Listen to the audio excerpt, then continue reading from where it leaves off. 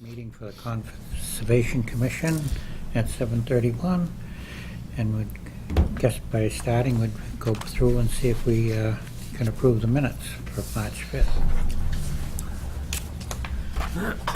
Any guy? Yeah. Okay. Anybody got any other 80 comments? Oh, No, sorry. Anna does. I have a little bit, I not wasn't at the much, meeting, not so I much don't today. At 85B Hartwell Alsop,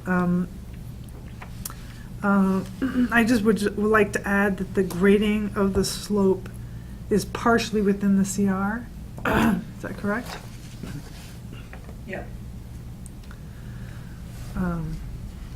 So just add that it was within the CR. And I just, in that same paragraph, at almost the end, it says he'd like to replace the post with something less visible. I just added in parentheses both thinner and shorter. He was asking for. Well, I think Carl ended up making the comment to put some high bush blueberries around the post and kind of camouflage it. Yeah. And we said, after that, it says, the discussion of the post needs to be easily, I added seen and found for future monitoring, and that a sign would still need to be attached. Okay. So, yeah, it says, plant bushes if he desires. Is that what, Yeah, that's is that what we what were the kind conclusion of was? Okay, leaning towards. all right. And while we're on that one, I did contact Natural Heritage. He said on 85B, he says the approach on the vegetation restoration is fine. For the post, I'm fine if it's different and more view-friendly, but still needs to be visible. They could even install a split rail fence. But I think they should keep in mind that the boundary stake will become less visible as they stop mowing the area. And just like they put a few two-man stones on either side of the line, one of which could be placed in front of the stake. So she's fine with it, Okay, the gist of it, and waiting until June, basically. okay, that's good. And just at 65 Hartwell Pittarino, the last, second to last sentence, you said the commission pointed out, I said pointed out, not, and I crossed out just. Commission pointed out that he will have to remove all sediment in either case, and then I added, and that prevention is the better course of action. We don't want to have to do things after the fact, if possible.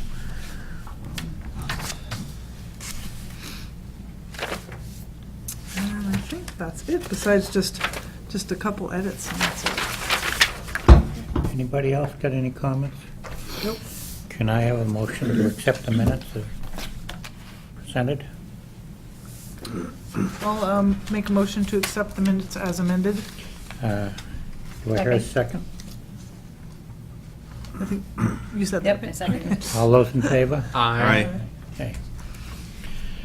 Bylaw regulatory review. Is there anything that needs to be taken care of and come back to that, or I'm not trying, I'm just a, We were just, maybe 2/3 of the way through. okay, So, I mean, we can certainly come back to it. We'll have some gaps, so we can finish off the rest of this stuff first. how will I have conservation restriction update? I had that in just in case something came in and nothing did, except for this letter from Misty Ann, and Phil Peterino said he's talked to a wetlands person. He didn't say who it was, but he can't get an estimate until the snow goes away, so that person can see what's going on out there. So he's not coming in tonight, but theoretically, he's on it. Okay, that doesn't sound like it's gonna go away very quickly. We got, No. I heard tonight there's still more coming in. Yeah, Yeah. yeah, Wednesday. Yeah. Anywhere between 3 and 15 inches. Is that right? Is that what they said? I've I seen heard so 3 many to different 8. sources. I've seen so many Oh, it's all over the different- place. It really All over the is. place. I'll tell you Thursday morning. Yeah. Land use request, hidden treasures on Yap Conservation Land. Oh, yeah, so that's, this is the one that Rick mentioned before, it'd be 2 weeks before the SVT one. Andrew probably knows a lot more about it than I do. It's sort of the usual hidden treasures thing that they've been having only this year, just be at Yap, including guided hikes, children's activities, a wildflower walk, and the live animal program. Did it say whether they're gonna be in the Hayland or not, or? It wasn't specific about where people would be congregating. Okay. So is there any, if there's no objection or what have you, can I have a motion to issue a permit? I'll make a motion to issue a permit to the Hidden Treasures Committee for the town for the event at Yap on May. What was it? I don't know the date on here, do I? May 19th. May 19th. Do I hear a People second? waiting with bated breath. Yeah. Yeah, I'll second. All those in favor? Aye. So, Jim, if you could sign as the Conservation Commission, and actually, Andy, do you want to sign as applicant? Sure, I can do that. All right, so yeah, Jim just needs to sign one, and Andrew can sign the next one.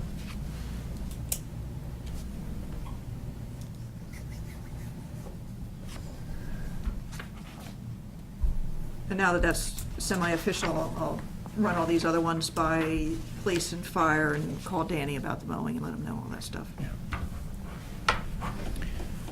Okay. Stony Brook Stream Flow Restoration Project. I forgot to bring the information in, but that's just a grant that Littleton Water went in with Westford Water to do a whole study of Stony Brook.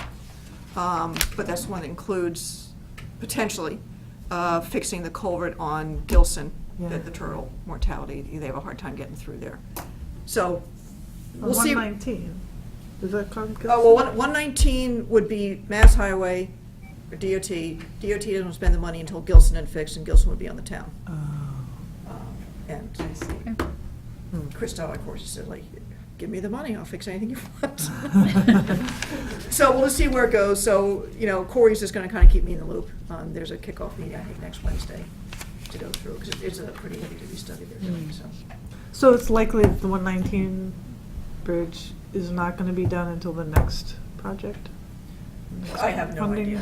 funding round? Because just upstream of that is, and I haven't looked at it recently, is the weir or whatever for Spectacle Pond. Mm. Which, if I remember it, no turtles are getting around that either. So it'll be an iterative. Mm. So I just wanted to make sure that they kept the endangered species in the loop when they're looking at solutions for what may or may not happen to Stony Brook. Okay. So they're looking at removing obstacles to restore flow? Yeah. Is that the gist? Okay. They The, need- the 119 bridge, maybe, I don't know if you heard that had the most turtle deaths I did hear out that. of all of Massachusetts. Yeah, Yeah. I did hear that. Yeah, so that's the one I was most concerned with, but Yeah. I guess the one before that, you say it's the one downstream of that, has to be fixed first, and then they'll keep going upstream? Well, Actually, DOT said they're not going to spend the money until the downstream one is taken care of, which doesn't mean DOT will then spend the money, but but they're not even going to think about it. the reality of it all, the whole brook needs to be cleaned out, Yeah. all the way up to the sawmill. That, I can remember when you never saw any islands in it. And I've been told that the people that ran the sawmill in the dry part of the season would take shovels and go and clean the brook out. Can't do that anymore. But there was, Too bad. but there's far more flow back then, because it used to come underneath the mill. Okay. It came right out of Mill Pond at one point, right underneath you, actually where the sawmill itself is today, years ago. But anyway. Primary review request for certificate of compliance, 204-198 and 215 Whitcomb. So this thing is, I don't know, what, 25 years old? It was in '93, and I've been through the minutes and stuff, and I can't quite follow the chain of events out there. This is a George Dufour Okay. project, and there were enforcement orders and promises of things done, and some weird sketch of a wetland mitigation to make up for some fill, and but then there was nothing else in the files. So I don't know if at this point it's just like, okay, it's been 25 years. Sure. The lot next to it was approved last year or two. And I could kind of tell that what they were supposed to do over there for mitigation was done. George's son built a house up and back Right. behind the house. And I think he went in and cut a bunch of trees down, and he was supposed to replace some of the trees. Yeah, that's when they first got caught. And then that house sold Yeah. without getting certificate of compliance. And then sold the next time the lawyer tripped across the fact that there wasn't a certificate of compliance. So they came back in for that old one. But this is the house in front where they got the kind of loop driveway in the front. So, The Sherry sewage, Gold is chasing because it's going to sell again. The one up front is going to yeah, sell again. the sewage is actually across the street in the field. Okay, yeah. That's where the two sewage septic systems are. Should we So- look at it, but while there's no snow? When there's Yeah, no so snow on the ground, that's and kind make of the sure question. that we I told can- Sherry I can't go out and look at it. Yeah. The sketch has no reference points, no north arrow. I think I know where the mitigation is supposed to be, gosh. but it was just impossible to tell. If I there's feel a like tree we out need at there with a least- tree well, then I know where I am, but, you can't see it now. All right, so I'll tell her we just gotta wait till we can Yeah. at least Okay. take a look Yeah. at the conditions. Yeah. Okay. Filing fee review, So we can go over that if you want. okay. Sure. Or actually, let me run down the other, so you've only got 5 7 minutes before these minutes. guys are on. Oh, I'm sorry. No, we got, Are you yeah. here for yourself or you're here? for- Both. Okay.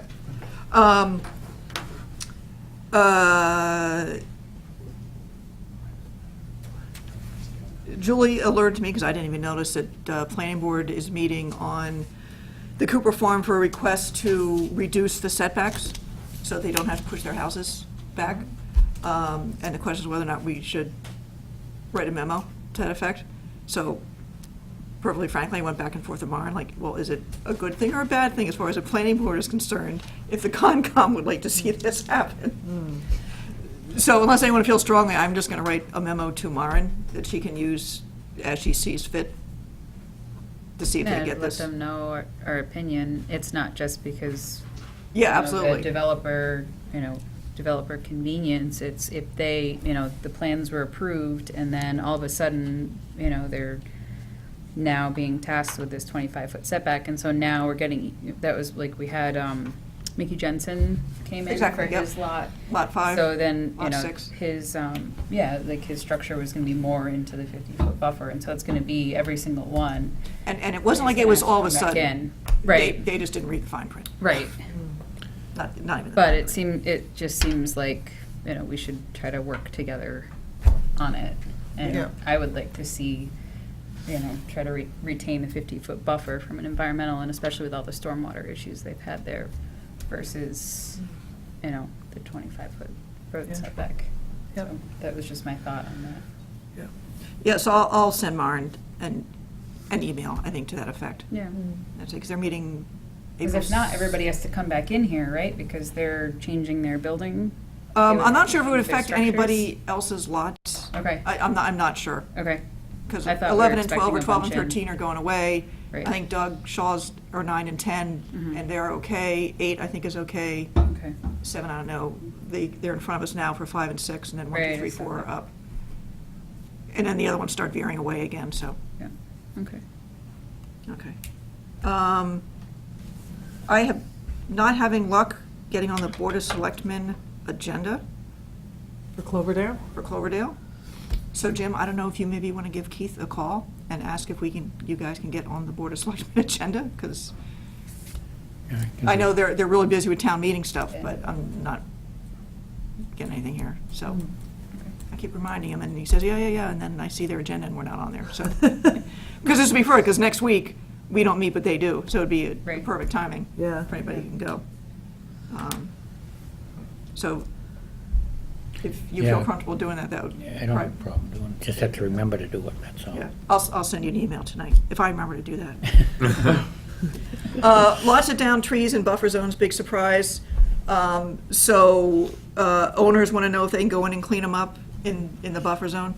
And what I'm thinking is just saying, like, I'll come out and take a quick look and make sure it really is a downed tree, and then go for it. And the land steward, I think we had this discussion last year over at Mill Street Lane, whatever that conservation lane is there. If the land stewards are cutting down trees over trails, can they take the wood for lumber? Or for firewood? Which I think you've said yes. You know, I don't see why not. I mean, it's, might as well go to use rather than just Yeah. piling it up against the trails. yeah. Although it is, Yeah, I mean, yeah. if you throw it into the woods, it is good cover. Well, all and- the brush, the tops of the trees, they're not gonna take that. So all that stuff would stay. Oh, It would okay. be whatever So it'd they, just be for the burning. larger. It would But be it- for that burning. brush should be no more than 2 feet high, so it. I mean, Yeah, There's a I would hate- forestry regulation on that, Okay, The stump? brush, the brush, yeah. slash, I think is what they. Oh, like not hit, got it, okay. 2 feet's pretty low. 2 feet, yeah. Hopefully it But gets I would lower hate than to that. see, because then I Yeah. can see where it could be, like, a monstrous pile Yeah, of slash, yeah. if there's a lot of trees down, Okay. if they can spread it around. Um, Did you want to turn over to, no, not quite yet. And the last one I had is if you wanted to tackle, because there's so many other things to tackle, any kind of conservation land priorities. Trails, boardwalks, parking, signs, if you want to get kind of a formal list, work with the land steward on what they think needs attention. So we have a working list. There is, I think, $130,000 in the Oak Hill account, and that does get replenished. Some of it gets taken away for debt service, but then some gets put it in, so I think it's going up a little bit every year. So there is some money there to do somewhat heavy-duty things like a parking lot or something, I think we should. like the take- Harvard Road. Yeah, I think we should at least have one in mind a year, just so as we can get some of the stuff done. Yeah. In my mind, I mean, I thought the town highway department did a good job up to Harvard Road. It seems, yeah, I'd be curious to see how it lasts, but it's been doing, it hasn't, and it's also dead flat in there too, so it's not being challenged by anything. So why don't I work with the land stewards to kind of, because I know they were starting to look at it, and see if we can come up with It'd something. be good to be organized and. Yeah, Yeah, kind of have ABC. Work Yeah, work exactly. together. Down the road. yeah. I guess I would just like to touch on one thing. I went to the meeting on the Bruce Street intersection, and this, pretty much the whole street came out in favor of, don't touch it, leave the lights alone. That was very much adamant about it, and that's the message we sent to the DOT. I had the selectmen, myself, and Frank Matheson, who lived down the street. We had concerns. And they seemed to think it was doable. There's going to be a few minor updates or changing maybe the signal trips and stuff, and maybe a couple crosswalks. But this is, I don't know if anybody wants to see it, this is the one they want to work off of as of now. Yeah, I know the truckers are always running back and forth to Yeah, the, but we have gas had a station. problem. The other thing is not only Yep. my milk truck that has to make that turn, yep, it's the school buses. yep. And they have Yeah, a my real, son's they bus have a goes up hard Bruce truck Street. time getting across there, so they son's want to bus put a goes that special way. light or something to delay time light or something. Yeah, it was one seems thing that silly was to pull a talked light about. out. How would they pull a light off of the Bruce Street side and then leave all three other Uh-uh, lights there? uh-uh, That you just can't get sounds out of Bruce crazy. Street. Oh, I know, it So- just sounds crazy to me. No, do but that. no, you need the lights. Yeah. I That's what it agree. came across with. Yeah. Uh, I guess we need to go on with a Yep. continued public hearing, notice of intent, 73 Hartwell Ave, R 17-57, Mass DOT 204-859, construction of a single-family Ooh. Oh, home. again. So, we have some good news. We've been quibbling about, we're not quibbling, but moving the house a foot here, a foot there, away from the 50-foot buffer zone. We're actually able to move it another 15 feet away from the 50-foot no-touch. We also were able to reduce the impervious area that is within the 100-foot buffer zone in half from 2275 to 1120 square feet of impervious area. We're able to do that while still putting in a larger home. What happened is the abutter at 65 put in a request for a well permit 50 feet off of the property line. So Jim Griffey received that before he received our septic permit, so he went to town council, and town council says that holds precedence, and we have to design as if it's already installed.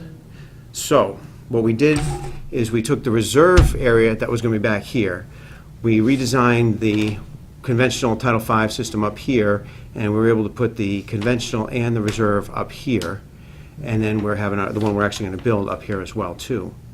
So what we did then is we took the house and we moved it as far as we could to the setback. We're about a foot off the setback, because it's always a good idea if you can have it, stay a little bit off the setback.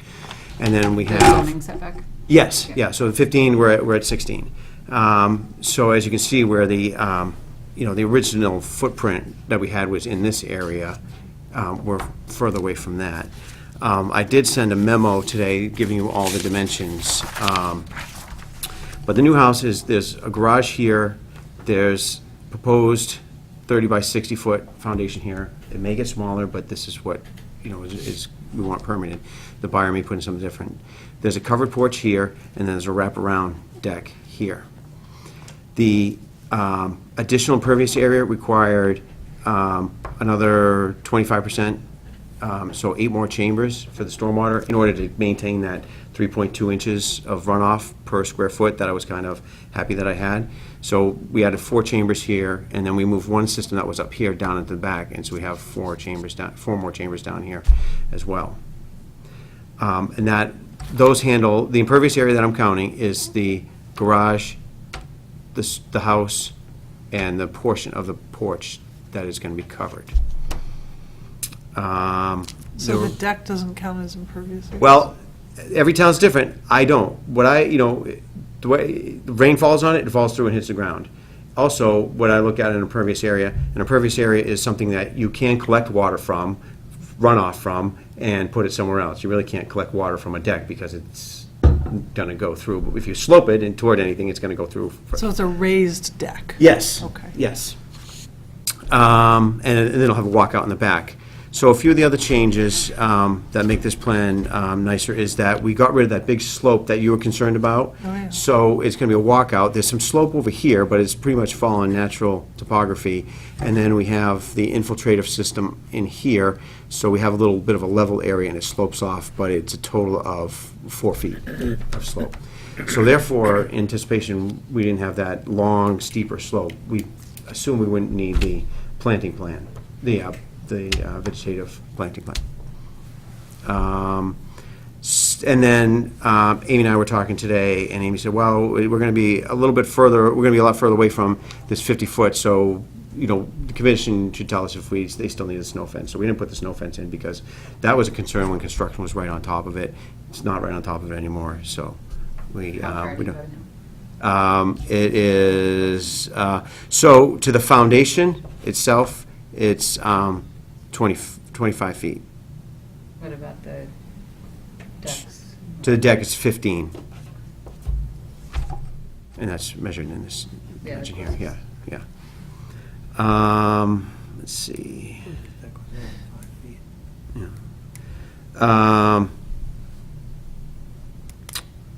That's it, right? That's everything? All the changes? Yeah, stormwater, distances, snow fence. Impervious area. Does the driveway change at all because of that? It looks like it. Yes, so the other And- garage was over here, and so now, instead of coming over into this area, it comes over here. So that moves away from the 50-foot. It's probably a couple square feet smaller, too. So wait, you said that the total amount of impervious has increased? Yes, Okay, so that's due to the house mainly and then the porch? yes. You didn't have a porch before?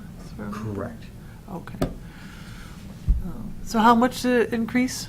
The total area increased Oh, about 600 feet. 600 square feet. And is that reflected in, like, your calculations and your infiltration? Yes. basin? Yes.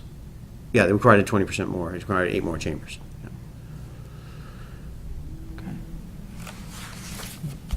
But the area within the 100-foot buffer zone went down from 2275 to 1120.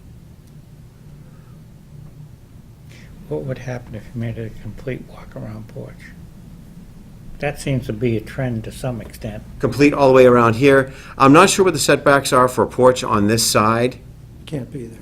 It can't be, because It's the setback. that's Porch part counts as of the council setback. So if we were to do it, You can't go all the way around. it would move this, or the house would have to move this way. And I don't know, with the garage right here, the garage is kind of out front. I don't know if that would work much anyway. I don't Yeah. know, it depends whether it's the south side or southwest Yeah, this is side. north. There's-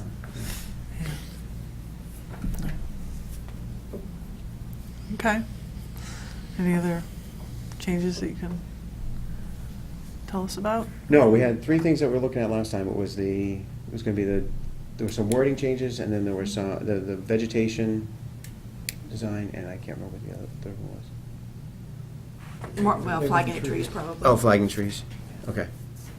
And so Amy gave me what she felt were clear notes, and those were all added to the plan as well. And then the font, the font was also made bigger. For us old people. Those of Mature you- people. For those people who don't keep up with their glasses. Yeah, but I think it just keeps getting smaller I and know. smaller. I think so too. I'm kidding. Tell. So at the base, there is still a slight slope, so at the base of that is just the woods, right? Right. The, Yeah. after the line of work. Mhm. Now, how far is it from the conservation restriction line? About 40 feet from the conservation line, the base of the slope. Okay, Told you to bring my scale. all right. But this is a guaranteed, this is the built house, or is that subject to change if somebody buys the lot? Subject to change smaller. This is the biggest house that will be permitted under the order. And they basically can't move it. I mean, It's basically a box. yeah. They could move it, but they'd have to come back, and then you have to decide if it's an insignificant change or require an amended order condition, so, Imagine if it's smaller, we probably just have to notify. yeah, exactly. Okay. Anybody else got any concerns? So this does not have Board of Health approval yet, Right. or the final, did you get hold of Misty Ann? The final natural heritage? Well, my impression is that she's waiting for you guys. So if you can say, okay, pending her permit, let her know that if you're okay with it. Okay, This is with, waiting. with That would be. what? You have a plan that you could issue, that you're ready to order an issue of order of conditions for as soon as you hear that she's signed up. She's Because I thought signed up. she was waiting to sign off until everything else is taken care of, and whether or not that means you're involved in 51 and 53 Hartwell and all that stuff, or not is. Last time I spoke She, with she, her, last time I saw from her, she had turned it over to DEP council about whether or not you were basically off the hook, because the deed showed that the owners knew that there was a CR. when was that?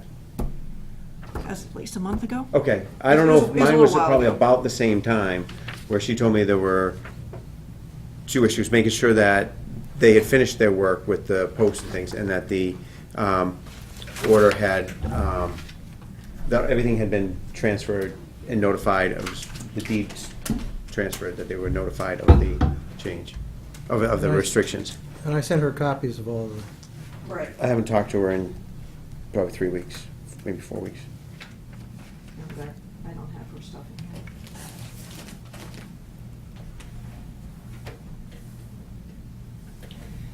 So I guess what I have to be, make the assumption it's kind of decide whether we want to go with this one. Getting clarification, I mean, is kind of a lot in the air if we're not sure about the CR. Well, I think, you know, in the past, sometimes what you've done is, depending on the risk that you want to assume, especially with the Board of Health side of things, Natural Heritage is a little bit different, is, you know, keep this open as long as you're all, from the plan in front of you, you have no more questions on it. And that when Board of Health and/or Natural Heritage comes in, that maybe just Glenn needs to come in for the last meeting to close an issue. Okay, so we don't don't need to make a decision if we're going to keep it open, we'll just keep it open? Well, I think they would probably like the level of comfort that out, inside this room, you're okay with the plans? It's everybody outside the room Yeah, that, no, I'm happy with the house was moved away from the buffer. So what we'd like to know that you have no additional comments or concerns regarding the plan, and that when we hear from Misty Ann and Board of Health, that it'll be, we're expected, that things may come up, that it'll be, okay, now we have everything together, now we can close and issue. So what we see there on paper right now, we are comfortable with, I guess, as long as you don't have to come back in with something and make some change because of somebody else. I guess I don't know, though, if there are potential changes in the future, whether we can take a vote on something. Maybe we could just give them general feedback. But Well, how that's can what we- I'm- yeah, I think he's That's probably what just I'm looking for a saying. level of comfort. Okay, I'm what's the wondering level? if we need the snow fence by that infiltration gallery from a construction standpoint, just so they know where that is. That's pretty close. 2 feet. Yeah, I think the, The northern either- one, up yeah, against the- yeah. This guy here. I think right there. That's really close. Mhm. You're gonna Yeah. have inadvertent construction Yeah, in the 50s. yeah.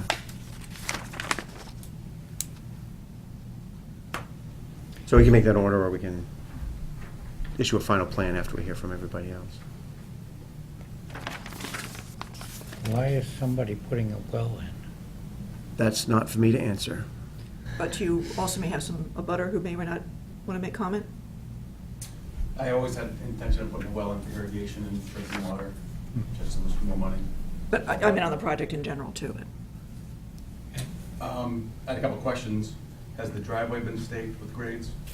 Looked at? That was talked about before. The driveway was staked, we never asked for grades. And without grades, you can't really tell what, there's no grades, could be a 2-foot fill, and you could be grading off of that. So staking your driveway doesn't give you much, unless it has the grades on there. And my other question was they Wait for them did to 2 ask test me. pits in the 50-foot no stir. So would they be required to get a wetland That was, access to Board of Health. for application? Oh, that would work out. For what? They did 2 test pits in the 50-foot no stir. Actually, if it's in the 50-foot, that's actually technically within the 100-foot buffer, No, 50 to 0. It's less than 50. but still, they don't have to do a replication because it's not actually the resource area, but it's in the buffer zone. But, I mean, it is Well, I'm not saying concerned. But it's a replication. no The same dis- situation no I'm in. disturb. I'm in the 100 to 50-foot buffer right now, so I have to get a wetland scientist to do a cleanup. And I don't know what else I'll have to do to, get it back to what it was. So I'm asking you, are they held to the same standard? Where's the test? There's 2 test pits here that are permitted according to, I think you were saying, because it's within the 100. Exploratory test pits are allowed within, and if you want to compare apples to apples, we're not comparing apples to apples as far as the level of disturbance of 2 test pits to compare it to something that has been, something that's happened next door. Are Is that are in the test pits conservation allowed within the restriction area? 50-foot? No. Oh, even this. It's one of those minor projects, minor activities, Yeah, Okay. like wells are Testing, allowed yeah. 50-foot. wells, test pits, So- borings. So what would, But test pits were bigger. We usually have to get permits for test pits. But it's for a different purpose. Okay. Seems as though if we required somebody in the area to make something correct, that maybe this should be made to be correct too. If you can go out and find them, Or Well, store them. You know, they're basically the store. I never noticed that there was a stabilization issue with those test pits. Okay. They've been backfilled and, What are what are our regs? Are you talking about just no disturb within the 50? Is that what we're talking about? Yeah. She said it's one of the minor projects that are listed, in which case we've accepted all the exemptions Yeah. as the same as the Wetland Protection Act, so if that includes test pits, then he doesn't necessarily have to restore them, right? Or, no, he has well, to restore you'd have to them, restore them, yeah. but it's allowed, yeah. And if you'd like a response about the driveway, you can see that the driveway has all grades here. There's nothing that's coming up, feet. It's all coming up, within 6 to 18 inches or going down in 6 to 18 inches. So there's no issue with having, I think what the abutter was implying that there, if you're bringing it up 5 feet, you're going to kick out the slope 15 feet, but Yeah. there's none of that. Right, I don't think we have an issue with test pits. Okay. That's not considered construction or, No. It's disturbance. As long as they're filled in correctly. Exactly, yeah. so do we know if these were filled in correctly? Tell me how to fill them in correctly. I mean, you take all the soil that I would put, is, You backfill it. backfill it, put compact the it, and, stuff and, on the top, and rough it back up. Right. Yeah, rough Just it back even up. it right Replant back. trees. Yeah. And I've walked right across them and didn't even necessarily notice what I was walking across, so Yeah. it's pretty, so it's done, so it's done, yeah. and it's not a non-issue. It's done, yeah. I don't want to waste some more time on that. That's fine. We just make sure we discuss it. So wait, Julie, you were asking about the infiltration area and whether, The infiltration, it's just That it's very close to the It's 50? just very close to the line, so we were talking about snow fence before, and the applicant indicated that he did not draw the snow fence in because before it was Right, due to very the close. structure. But now, I'm also, my question, or my concern is that the construction is still going to occur in the direct vicinity. And so I think some demarcation is necessary. I think you're right on that, just, it isn't that much snow fence.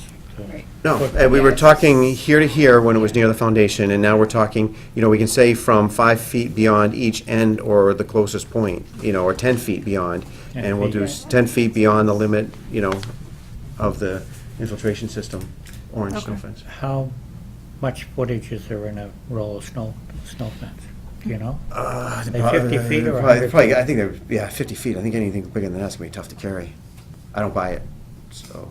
I didn't know what the, Yeah. I know a roll of I know, yeah. stock fence is 320 rods, or something like that. And then I'm also wondering about like the tree roots. So the trees that are at the 50 are going to have roots right outside. How do? also, is that going beyond this property line? I mean, that. It did, I just noticed that too, yes, we'll have to redraw that. Oh. We can come So right, that- we come right up against the property line with it, because the infiltration area is set 5 feet off the property line. Can it be that close? Yeah, septic systems have to be 10 feet, but, Does that make it smaller? no, I mean, you know what I can even do? I can even take, I can take a row out of here and put them on the end. Yeah, that would be good. So it's more capacity. Otherwise, So we're that'll gonna be, have that's calculations again. 3 feet there, further away, and then snow fence from end to end. Plus 10 feet. Yeah, sorry.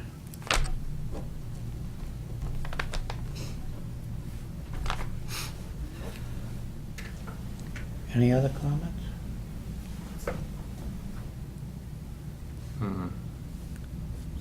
Right.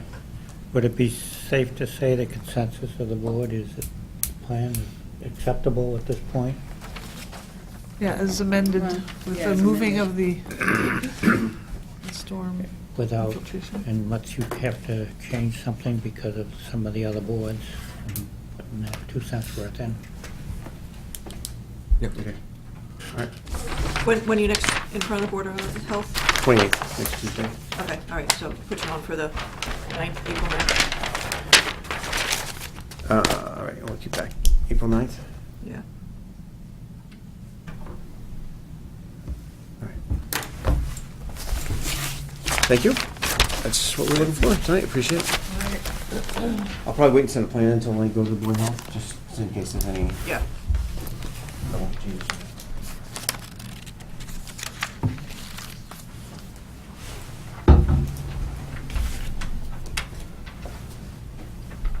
Okay. Yeah, 3 minutes. Continued.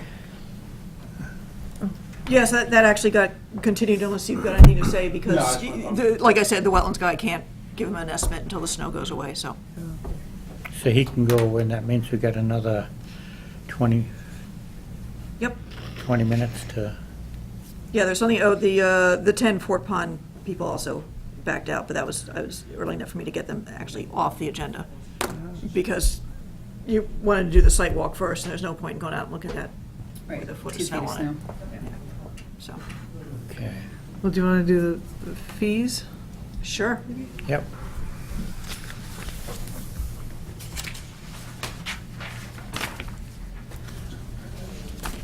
So I had done this chart 2 years ago when you first redid the regs, because the Board of Selectmen had asked.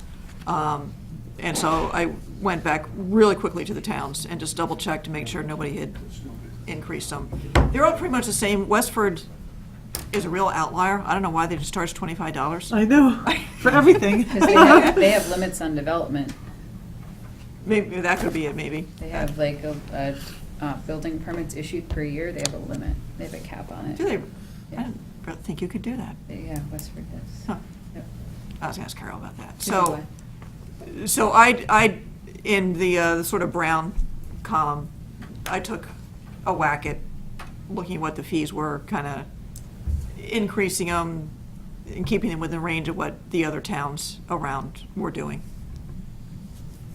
And it also occurred to me just now was that you could also add a multiplier for projects requiring a waiver. You know, if the project is in a riverfront, it's 1.5 times. That's automatic in there. And something that's in the 50-foot and requiring a waiver may want to add a, I don't know, a premium to it, because it takes a lot more effort to discuss Yeah. something like that. Now, category 3, each building, is that a commercial building? I don't have oh, yes, I do. No, I don't. I didn't bring the whole thing in with me. So I believe that would be if someone wanted to do a subdivision Oh, as one notice of intent, it would be for each house. yeah. It's just that the ones we've been seeing recently, they pulled out each house and done a separate notice of intent for it. I don't know, we're kind of on the higher side. Personally, I would like to make it maybe match the lower end of, you know, because Category also, 3? it also just, it doubles, which maybe is a little Yeah. bit steep. What'd you think, 450? That's between Bolton and Exton. Or I the would say either 525. or 525. Or 500 maybe. It does seem a little excessive jumping from 3 to 6. Yeah, I think people might object. Yeah, but being in line with other towns, I think. It doesn't seem to be out of line. Perfect, yeah, I don't think it's out of line at all. Maybe 550? 5 1/4. Yeah, I would make it 5 1/4. I don't want to be more expensive than serving. I don't know. I just don't.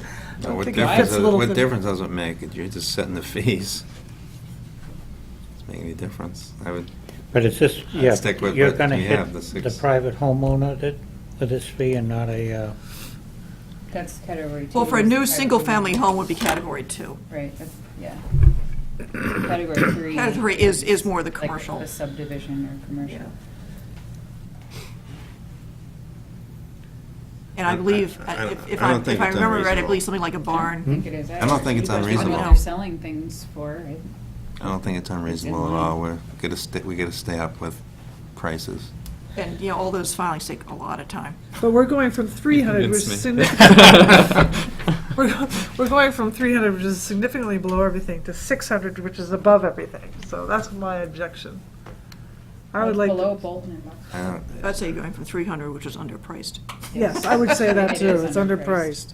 But And I would also keep go- in mind that these fees were set before there was a bylaw and additional things to look at with regard to Yeah. these filings too.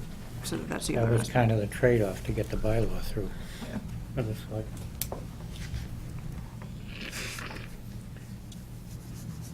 And this would be, are we aiming to both change these fees and take them out of the bylaw and put them in the regs?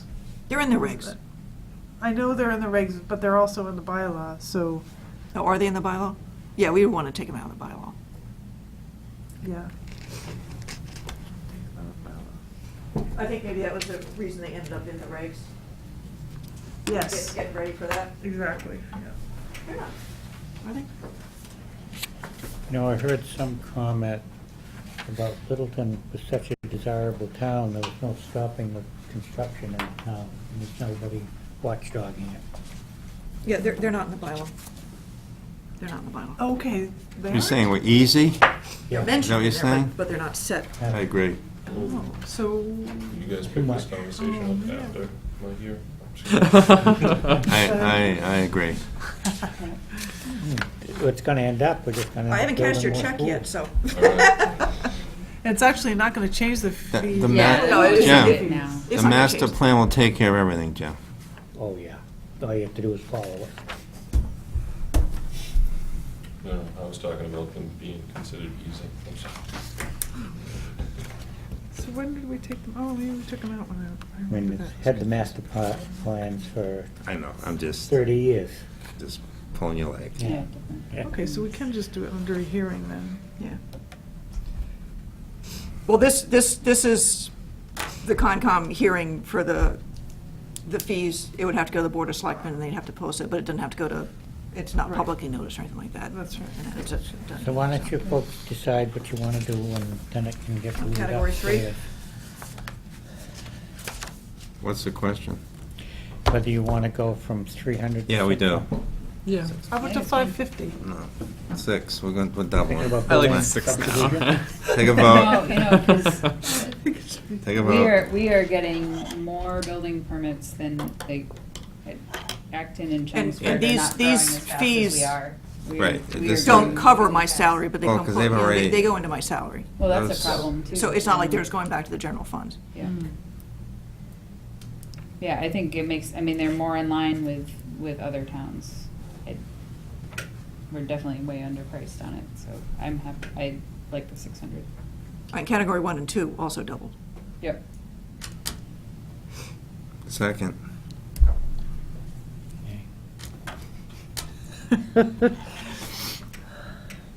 We will discuss this again the next night, I'm assuming, so. Sure. we can- Yeah, but this, if there's no change, this would be acceptable. to I pass. was looking, I looked to double the fees without getting out of line with everybody else is kind of where I was landing. Which is why in category 4, I didn't double, 600 didn't. Right.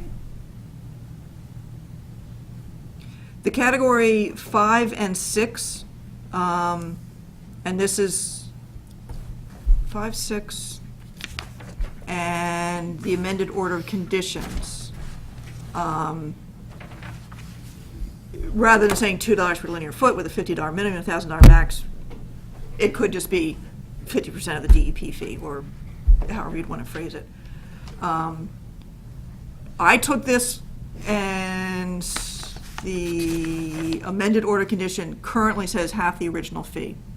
I took that wording, and the Turkey Farm people will be arguing this, so I haven't cashed their checks yet. I took that meaning that that is the town part of the state plus the bylaw fee, and you take half of that. They said it should just be the town part. So we'll have that discussion. I didn't cash their checks because they didn't agree with me, so. So Okay. if we do that 50% of DEP fee, we should spell out That's separate. what we mean by that. Okay. So that needs to, the wording, I assume what you're saying, needs to be corrected before we put this up to the selectmen? Would that be, Oh, absolutely, yeah, okay. yeah. And if, you're already going to have potentially that kind of wording under amended order conditions, or potentially under filing after violation, refer that to the original filing fee, then it might be easier to just do category 5 and 6 with that same language, rather than get into this $2 per linear foot.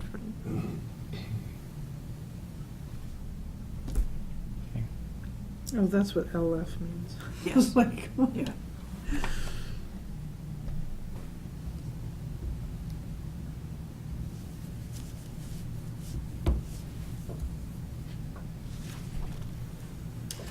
and I'd rather have it be per linear foot, personally. Keep it. What do you think? I think it speaks to the magnitude of the project. Right. and it puts Okay, in suppose you line- got a pork chop pot, it's 35 Well, no, feet, but DEP is already doing it by the magnitude of the project. 300 So, foot. so in the third column, the DEP says, the DEP is $4 per linear foot, not less 100. Right. So you can either repeat that, but I halved it, or just say it's 50% of what the DEP fee. Right. I guess So it's already based on the magnitude of the That would project. capture the magnitude as well, if Yeah. it's tied to the DEP fee.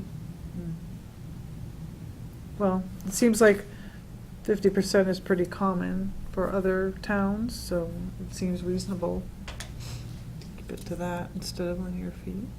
So they're complaining that if it's linear feet, they're paying it twice or something. It's paying too high. Is The that what Turkey they were Farm? complaining? On Turkey Farm, you mean? Well, is that what you were talking about? Yeah, it's the. They're talking about the amended order conditions, where the bylaw says that for an amended order conditions, the cost is going to be half of the original fee. Now, what was the original fee? Was it just the bylaw piece of the original fee, or was it also the town part of the DEP fee? I assumed it was both of those things. Yeah, it should I be have been whatever was assuming in the paid past, I'll put it that way. Whatever was paid to the town, it would be 50%. Yeah, whether it's under the state or the bylaw. So, Combined. yeah. You will have that discussion again tonight. Okay. So maybe go with a 50%, Sure. It's more straightforward. but spell out which way it goes. Yeah. Yeah, that sounds good. And then the certificates, request for extension, I just upped that a little bit. Still 20, I tend to try to take it a little bit easy on the single-family homes. Yeah. So I kept the same for the single-family home, but more for other projects, because, I mean, when you think of some of the extensions that have come in, some are very easy, but some get, 6 years later and they want an extension, and everyone's got to go out and look at it, and it can get, Yeah. and then I didn't really change the rest of them either. Okay.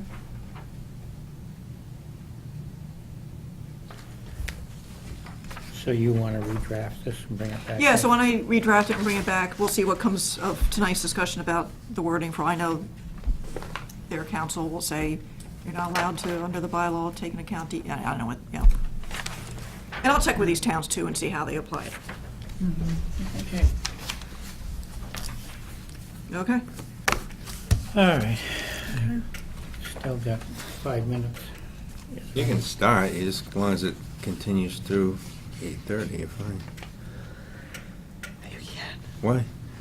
No, because it's Well, supposed I to. thought as long as the What we've done in discussion the- carried through the time that it starts, you were good.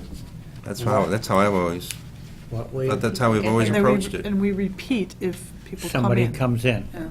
Yeah, we've done that before in the past. Argue that for 4 minutes and you're all set. Why don't you, taking you up for Bruce Street? Why don't you come up and give us a We can get all the pleasantries out of the way, how about that? See, there's always things to do. That's right.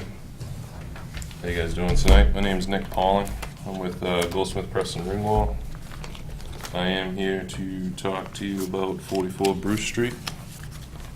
Green cards for you. Thanks.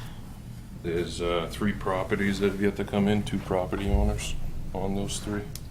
I'll give those to you, send them over in an email or something, once they come in. Actually, you know what, I will say, I think one of your brothers was gonna come in. Maybe so. No worries. Was that 4 minutes? No? Sometimes You can I start, you can sometimes I talk too fast. I don't want to steal enough room. Can I touch this without killing everyone on home?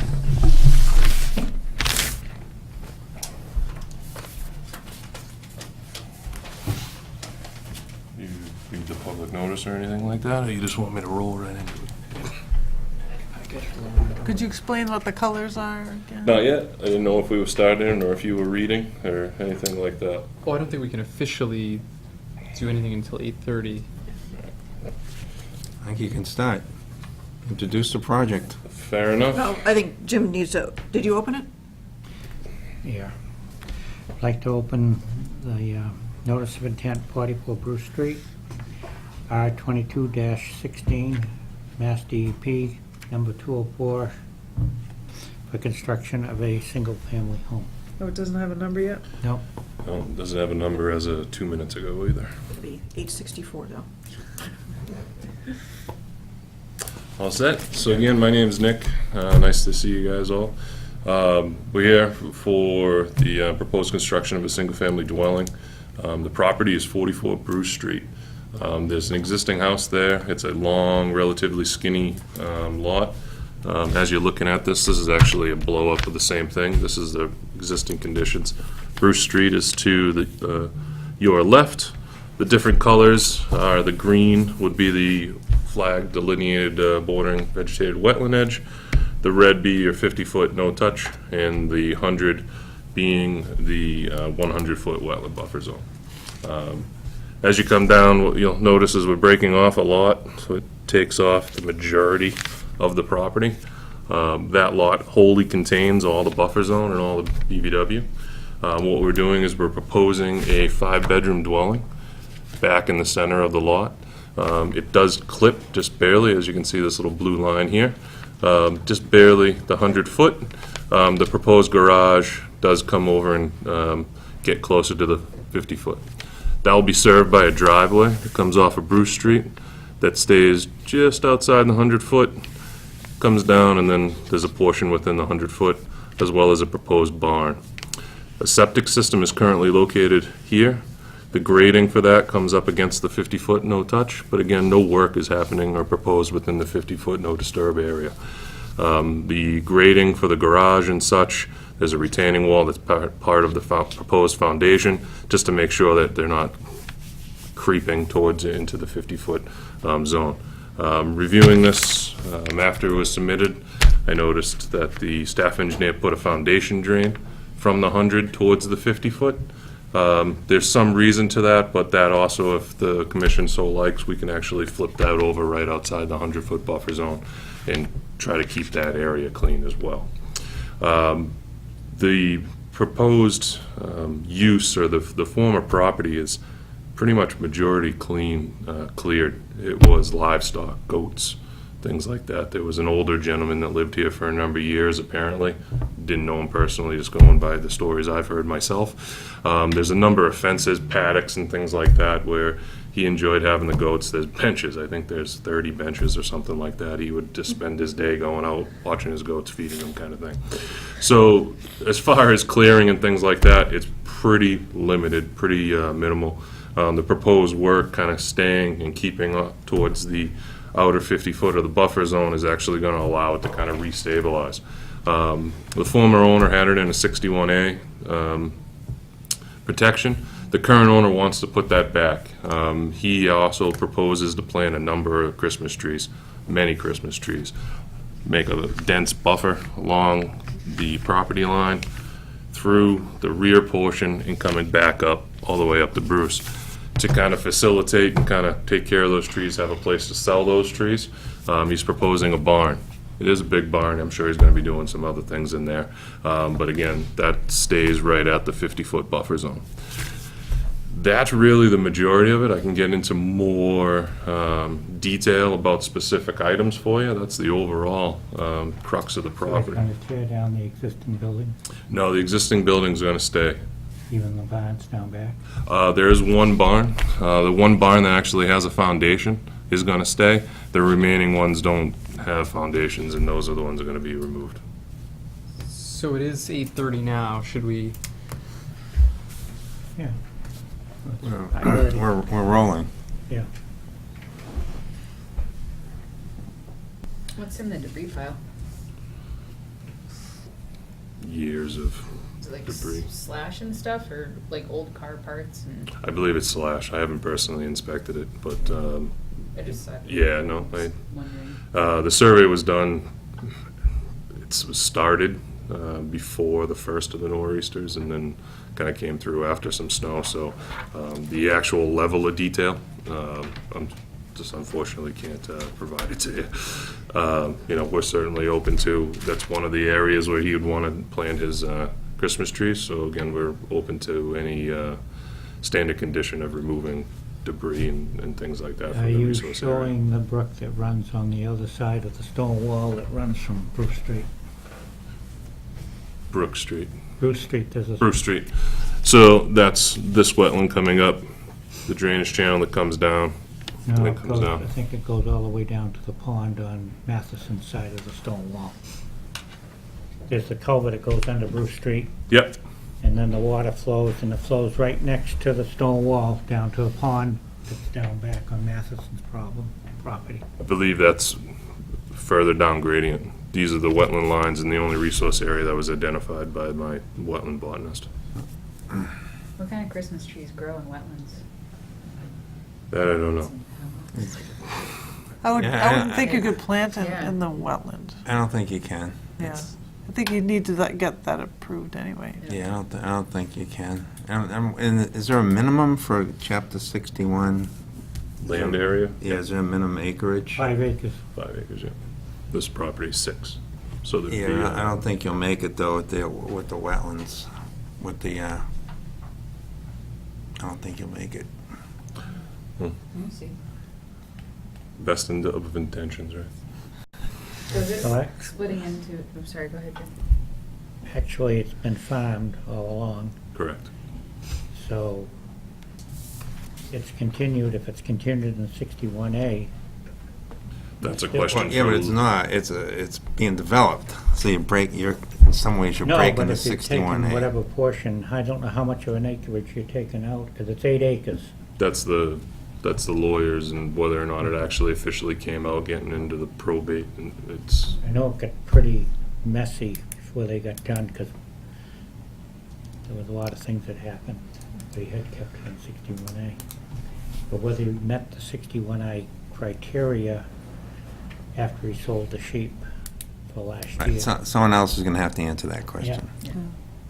Now, the septic system, it Yeah. is getting awfully close to the 50. Again, that's the continuing issue about, can you actually do work without going into the 50? And that, well, in that again, with case. this being grasses rather than trees, there's not the concern of, you know, if I cut down a tree, how far does the roots extend or vice versa. This is kind of grazed areas that have kind of been let go over the last year or so. So what this is actually the limit of work is 2 feet off the 50-foot. I know it's easier for us when we're drafting these, we zoom in real close. But then, so the limit of fill to create this mound is actually 2 feet away, so the closest is 52-foot disturbance.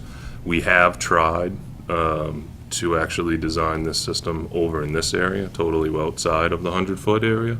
Unfortunately, when we did the perk, the deep test, it was too wet to perk. So there may be a scenario where this is able to be moved completely out of the buffer zone. I like the optimism. Well, if you, behind the existing house, there's a brook that goes right, that runs pretty much a good portion of the year. And that's all, where's the, you got the existing, all right down through there, So is it till you go over the hill. To the, down by the buildings. This is all wet, stays wet for way into June. Wait, if there's a brook that goes through there, they should have 100 foot. Yeah, It's, be mapped. would be When was an that? intermittent stream, might be a better way to. What'd you call it, December. Jim? Huh? What'd you call it? It's, if you go there for 6 months out of the year, it's kinda. it's There is a really- over the years with the agricultural use that has been there, the topsoil is pretty interesting. It's pretty thick, pretty beat up and stuff. As far as, you know, for example, these two systems here, underneath that actually are clean gravels and sands. These are both designed with a 5-foot offset and a less than 2 meter an inch perk. I understand what you're talking about. I know the stream. I know it's further down this I'd area. like to see the stone wall on there, and then I'd have a better, which is the boundary line between Matheson and Stone walls right here. So you There's a think portion there. that stream is in that area, Jim, that's not shown? yeah, this, I believe that follows that stone wall down to the pond that's down in back of Matheson's and goes down to the wetland. So we need that looked at. This way. I mean, we identified it and the botanist identified it as a drainage channel. It's N- coming being- from the wetland across the street. Yeah, if it's Well, connected it was done in to, December, so perhaps I looking at understand, it but during not the growing mapped season. and- if it's Blowing connected to a pretty good right wetland, now. it's not a drainage channel. Well, just perhaps it needs a look when it's not Yeah. just winter. Yeah, I mean, that's fine. But the one that's behind the house here is one that's probably 50 feet off this wall, maybe. That's a property line. There's a stone wall right here. No, I'm talking on the other side of the existing house, which is, Is this an house in the roadway, in the cul-de-sac? it's probably about in here, and it goes right all the way to the top of the hill, where it slopes down over. There's no walls in here. There's a stone wall. He's talking about a separate system. There's the stone wall, it goes, depending how you've broken it up. Mhm. But the where's the Right where your pen is. okay, the well is here. The well is right here. Well, okay. And then pretty much right in there, all the way till you go down over the hill, there's a existing brook or what have you. I'd call it an intermittent stream because it probably dries up in the seasonal. We didn't notice anything as far as being on the grass or any defined channel in the middle of the yard. If the commission would like to do a walk, we're certainly willing. With more snow coming, I know that's less than ideal, but It's not gonna happen. maybe it happened in the snow, but it should melt.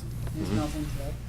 Maybe check out USGS quad maps and other Yep. things to see if you can find evidence of the stream right there. Yeah, the aerial photographs show some of those fields. They look wet, it's hard to tell for sure. Yeah, And so I'm not sure how much they were looked at. it probably just makes sense. Because that'd be a to soils look thing, at not a it. vegetation Yeah. thing. yeah, I mean, as far as the quad, there's no intermittent, there's no perennial, there's nothing. This is the road. You know, there's a further stream up gradient. I believe this is the pond he's talking about. Our property is sitting here. I'm not qualified to say what a wetland is or not, unfortunately. All I know, And who did Well, the it's- delineation? B&C Associates out of Hudson. So maybe at the Well, appropriate I think we time. need to, then I think we need to double check it. Yeah.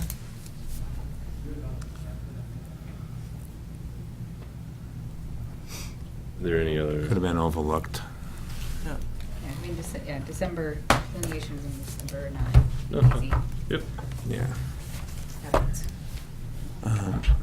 I mean, I don't think I have it'd be nice if you could flip that septic, but if it has to stay there, I would just put a fence line or some impediment up against the base of where it's gonna go, and that was the end of it. A permanent one, you mean? No, I mean, just somewhere so the construction guys, Oh, I'm sorry. Last color, the orange, is actually the proposed erosion control. Silt fence, straw wattle, coming right on down. Don't remember if I said what the fourth color was. Sorry about that. the barn I have an issue, is that a new barn? Yes. That could be potentially problematic. Is that right up against the 52? Yeah, it's right, it's actually, looks like it's over the 50. No, it's, Yeah, everything is outside the 50. yeah. The magic 2 feet on the plan. It's hard to tell the Yeah. magic 2 feet. No, I understand. actually see it, I do see it on the slab, I do see the space, I Yeah. don't see the space. Yeah. Yeah. So it would be helpful to see that on the plan, that there is that space there. I get it. Yeah, Yeah, yeah. trust me, I get it. I really do. Yeah. But it's, you know, I see it. So I'm sorry, the barn's gonna have a poured foundation? It's a slab on grade, correct? And then, yeah, I think that foundation drain, I think we're right on to, you were right on to say, you know, flip it the other way. There's no reason not to. Yeah, if you Let's can, just flip it the other way. if it's possible, if Yep. you're not getting into that Right. if there's- stream area or. If there's no reason not to.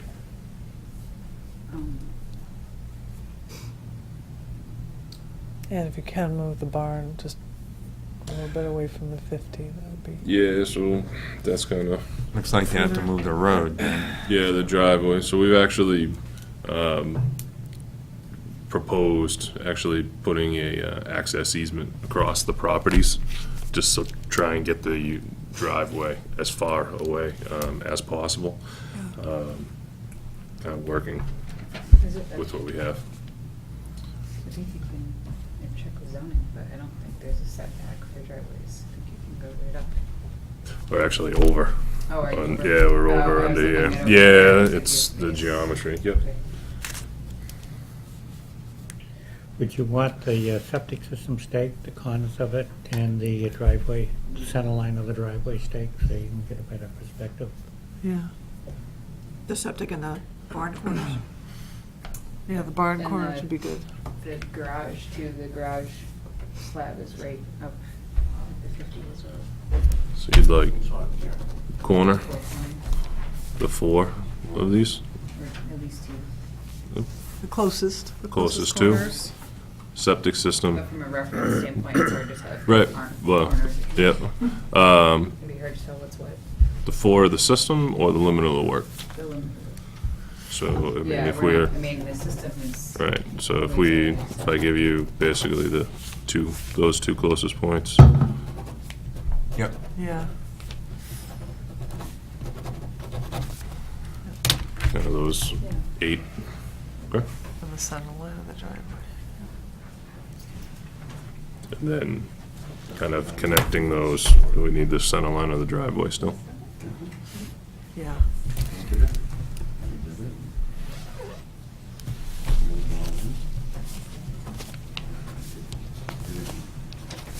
Good. When are you scheduling sidewalks? When the snow's gone. Yeah, we can't really, So 2 Saturdays from now? Not after this Maybe. week. It's more snow this week. Get some It's rain. only 4, it's only 4. I'd be in contact The sun's with high. Amy. It's melting. As soon as we can. We're pretty. Do you only do weekends? Do you do days? We do as available. Yeah. But yeah, Usually weekday- evenings, though. weekdays. Yeah. It's just getting a little bit easier now, the time changed. And, Yeah. Any other questions, comments, concerns? do you want to shoot for a date before the 9th? And if it works, great. If not, you just won't. That way you might be able to try to get a site walk in before the next meeting. I think we could just schedule it if the snow goes away. Can we schedule it for the 7th or before? Do you guys want to do a Saturday or?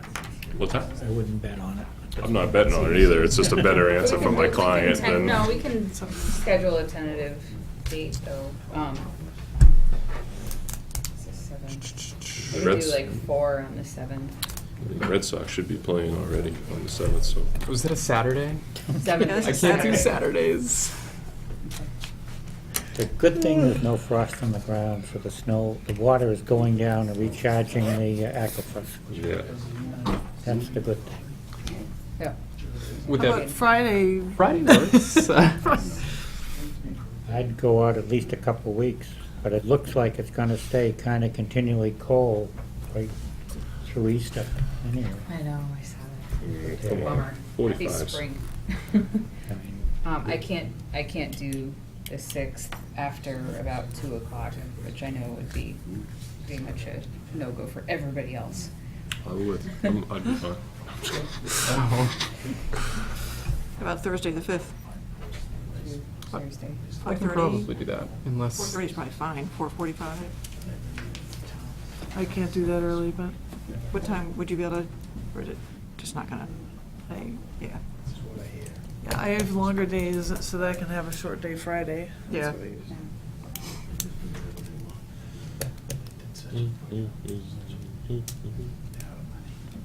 We just throw something out and move it Thursday around. at 4:30? Thursday the 5th at 4:30? Is that our tentative plan? All right. I can't do it, 4:30? but that's all right. Yeah, and then I might be able to take random people out another time if it's okay with you guys too, so. Just drop us an email, we can come out. It's pretty easy to figure out what's going on out there, I imagine, to walk it. Yeah, I mean, in my opinion, yeah, but just, if it's tomorrow, I'm not gonna have it staked. Oh, it will be No, tomorrow. first. You know what I mean? How long before you think you can have it staked? Realistically. Realistically, I mean, the squeaky wheel gets the grease, so. April 5th at noon. Right. I'll put it in the schedule and hopefully we're around in the neighborhood. We Would can you stop by. Would you let us know when it's done? Yes. Sounds good. Did you have any questions or comments, sir?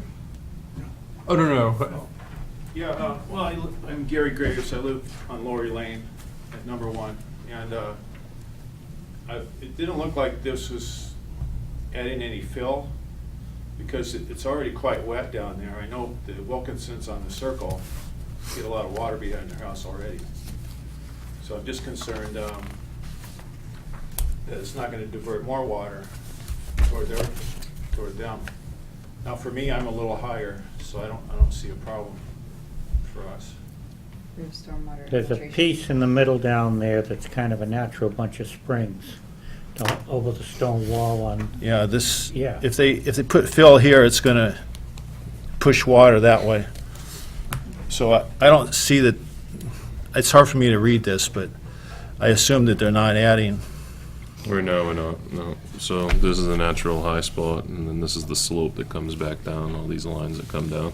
And that all drains this way down into this wetland area. and then That'll doubles have back and to goes this way. continue to be the natural drainage, I guess. Yep. And then what do you, for stormwater for the impervious areas? Right now, we have graded the driveway in a certain fashion to break out up into small micro chunks, and then they all go to grass channels to get some transportation as it moves through the buffer zone. It looks like they're, Yeah, I didn't see any stormwater report yeah. Oh. that's required for the bylaw. So that was one question we had. This deals with, and the notice of intent deals with a single-family lot. Yep. So your bylaw requires stormwater with the creation of more than one, when the notice of intent involves the creation of more than one lot? Yeah, anything that's over 1,000 square feet impervious, or a 5% increase, so. Oh, might have missed that one. Which Okay. is most commonly addressed with infiltration galleries or something like Yep. that. Yep. I was focused on the one single lot. Yeah, exactly. Okay. Well, this one, if you're building up, put that foundation in the future, Mhm. I imagine that that's gonna build up It's gonna be about level level. there. Yep. So that's gonna affect the property around it. Correct. It's all gonna drain this way. When you come in, is this road built first? Because I don't really appreciate trailers parking here across from my driveway and getting like in Laurie Lane. I don't Lori really Lane be understand used the as a comment staging? about, no, it'll all be on Would the this be used property. as staging for your equipment? No, it'd be on the property itself. Okay. Wasn't the case when they built up here.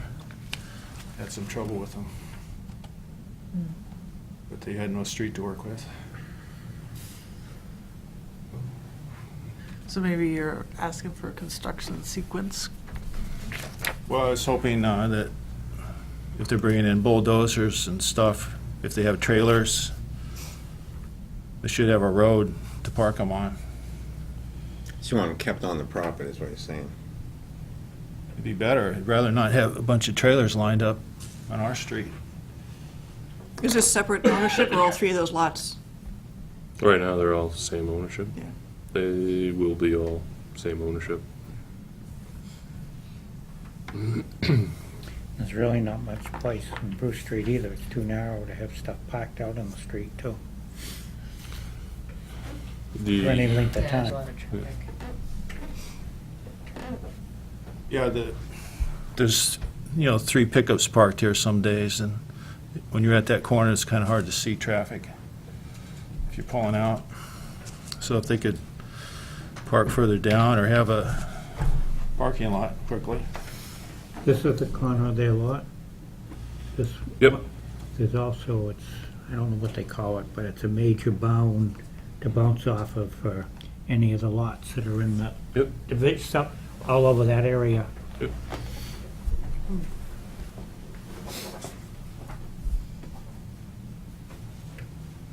Okay, anything else? No, those are the main things. Appreciate the chance to show my concerns. Thank you. So you'll get back to us when you get staked. Yep. Okay. If not, I'll see you on the 5th. Review the stormwater. Yep. Will do. Thank you very much. So,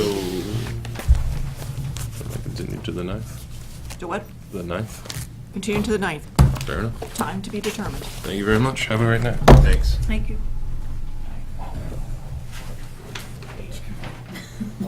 I figured you had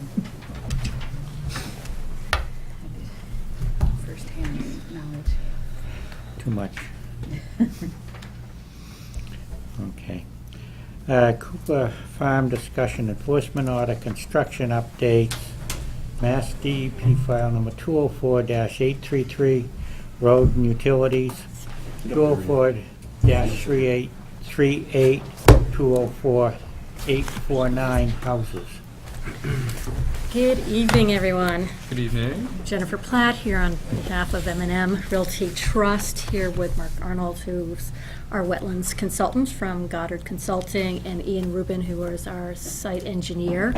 And we're here to give you an update on what's going on at the site, as well as an update of the wetlands report, which was submitted just over a week ago, as well as some testing that's been done on site, both the water and soil testing. And I'm just going to hand it right over to Mark. One, super, who are Of you, course. who are you with? With Anderson Krieger. Okay. I just didn't get that. No worries. So Mark Arnold with Goddard Consulting. So we submitted a report on March 9th for understanding the wetland impacts of the erosion issues and sediment impacts that have occurred. This report was digitally submitted, and I have here hard copies for you. So I'm going to walk through this report, and then we'll walk through the soil testing after that, because that was submitted in a separate document because the testing came in afterwards.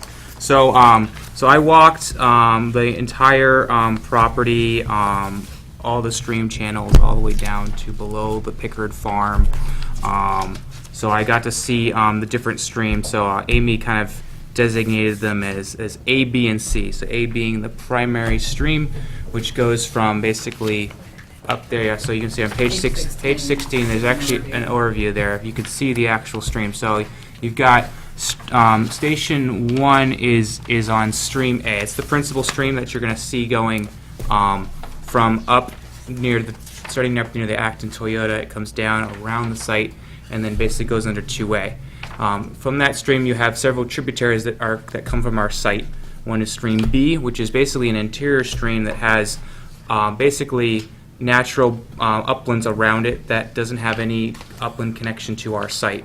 And then you have stream C, which has a direct connection that goes that feeds from a wetland that goes straight into the middle of the site. So if you remember, the site's got that big forested wetland in the middle. That wetland drains, and eventually you see stream A form near the bottom of that, right near the property line of the Pickard farm. And then from there it drains down to stream A. So I walked, I went to the top of stream A, and I walked all the way down to basically around to the Pickard's farm. Walked that whole stream channel there. So with that stream, you basically have a few characteristics. You have mostly muddy bottom. You do have, there are areas that there's actual sand, light colored sand. But when you actually picked up the sand itself, it would settle out very quickly, which showed that it was a very coarse material, natural to a stream bed. Nothing that would have actually come from our site. We know that from the sediments that got deposited during the basin failures in the buffer zone, we know that no sand really got to the wetland edge, because the only sediment along the wetland edge was actually silt. So anything that would have gotten into the stream would not have been a sand car. So we had natural light sand in the stream bed, which is just a natural occurrence, and then you had a lot of gravelly, riveled bottoms in areas as well. So so stream A, I walked the entire thing. There was no evidence of any sediment accumulation, nothing that would have denoted any type of impact that was observable along the banks. I was especially watching for areas where the banks would have overflowed, possibly and deposited sediment. There was nothing there. Stream B was a completely natural stream bed. We know there were no impacts to the wetlands that get to that stream, but it has a very natural characteristic. So we use that kind of as a gauge to say, well, a stream in this area, what should the conditions look like in a natural condition? And so when we look at that and we compared that to stream C, which is the one we know we actually had impacts, you could see there was, the only difference was if you had actually walked the site after the impact and knew what actually occurred in that area. So I had a hard time kind of, as I was looking through it, I had to remember what actually occurred to actually see a lot of the things that I was actually looking for, in the sense of, was there damage to woody vegetation? Almost none was found, except you might spot where we crimped a few multiflora rows to get some access into some areas. But otherwise, from a woody vegetation standpoint, there's basically been no impact to native species on the site, which shows how well the personal handwork actually worked really well to actually thoroughly clean it in a careful manner. Herbaceous layer. This time of season, it's hard to note that. We did see skunk cabbage starting to pop up because we did this analysis before the last two wonderful snowstorms. Welcome to spring, and in New England. But the skunk cabbage was popping up. Nothing else was popping up yet. But we do know from when we did our cleanup was done when we had herbaceous cover up. And we actually we worked around that, and so, I mean, when I remember walking through the impact areas, I mean, there was some damage to the leaf stalks of the herbaceous cover, but there was still a lot of it still there present, and then the root system was completely intact because it was all done by hand with raking. I think you had some of the earlier photos. Yep, like and so 3 if you and see, 4, if you see as we go through, we actually show kind of photos. This is what it looked like for the cleanup. After the cleanup, there's still a lot of herbaceous plants around, and then where we worked into the rest of the area. So those are the kind of the two assessments there, and so the report works through each impact. So it goes through Basin 1, the cross culvert, in Basins 3 and 4, and also discusses the field discharge that comes from Basin 4. So basically, every source of sediment that went beyond the limit of work, we assessed each area individually in the sense of what were the impacts to woody vegetation, herbaceous cover, and soils. From a soil standpoint, we were able to, I mean, the cleanup occurred, and we were able to basically remove the year before leaf cover with the silt itself, which actually basically protected the soils underneath it. I mean, there's definitely some fine sediment that is trace that's going to be present there, but it's hard. You wouldn't hard to notice it because the organic matter is already starting to mask that color in the actual topsoil itself. Any sediments that are still there, which I do know there are a few spots that I have on my mind, and I'm keeping. Basically, my goal is when we have snow cover is gone, is to walk the perimeter of the site interior to the woods to confirm that there's no other places where any sediment can be cleaned up. And at the same spot, I know Amy mentioned that she saw, and I also saw, there was one small pocket of actual coarser material that got missed from the Basin 1 issue when we had the water go down the cul-de-sac. And so I did actually note that. I was like, that does need to be removed as well. But because we're in the dormant season for herbaceous cover, as soon as the snow melts, we can remove all that sediment, and then the herbaceous cover will be able to pop right back after that. And there's nothing currently there that's going to suppress the ability for those plants to actually sprout if they decided to sprout just before we got there to clean. And again, it's all by hand with hand rakes, shovels and buckets, so it's a pretty minimal impact to the actual thing. So from a soil standpoint, there doesn't really appear to be any impact since there's nothing really present or really noticeable there. Again, there were areas where I saw leaves that were actually discolored, and I was like, is that silt? And I put them in the water, and I went like this, and I couldn't get any silt to come off it. So I said, well, it might be discolored from silt, but the silt is basically either been absorbed by the leaf, or it's just the leaf colors. But it was very hard to kind of visualize where did the actual cleanup stop and where did the actual natural woods start. It was hard to see that just because we did the cleanup, we had last year's fall, the leaves have come down, and we now have a restored basically natural forest. So we would concur there was definitely a impact to water quality when the impacts actually occurred. It's hard to really quantify or really note how far any of the sediment that did get suspended in the water did get, how far that went downstream. We do know that the impact from summer 2017, that from the distribution of the sediment in the wetlands, that we feel that basically the majority of the sediment was actually trapped in the wetlands themselves. So the wetlands actually kept the stream fairly clean. I would say that sediment definitely reached the stream on the Pickard property, but it would have been fairly minor, and especially considering the dilution of the natural stream coming in, and the natural streams that were also coming in with clean water, the dilution would have been fairly significant to really bring down any type of impact. So we would say there was definitely a temporary impact to water quality during the impacts. That's definitely something that we would agree with, but we don't feel there was anything that was of significant impact to the environment. Although it's a shame that we had a minor impact or temporary impact to that, and our goal is to prevent that in the future.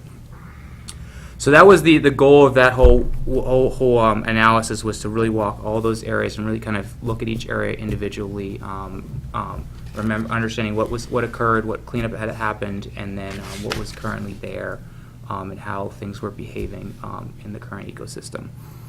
The commission also asked us to do some soil and water testing in basins 1, 3, and 4. Which we did. So we had Alpha Analyticals in Westboro run those tests for us. So we did soil and waters from basins 1, 3, and 4.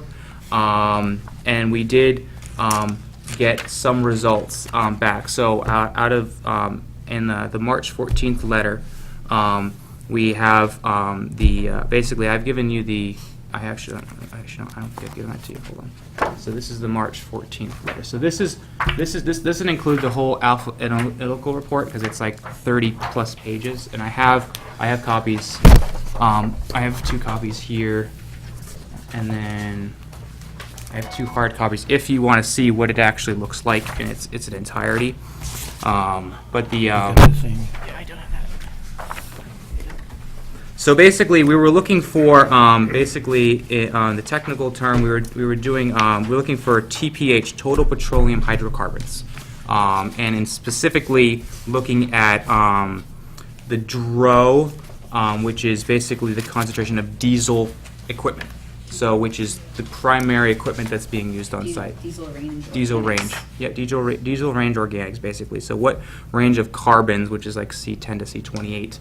In the chemistry realm, of understanding what actually is would be a source from a diesel ranged vehicle, which is the equipment that's primarily used on site, whether it's a bulldozer, a yoke 6-wheeler dump truck, or a 10-wheeler truck, or an excavator, and what that would actually result in. So the DEP actually has a policy on these kind of volatiles, which I didn't include, but I do cite the entire. So it's an official DEP policy that they have online, and in that policy they have a recommended target. So this is table 4-3 in their report.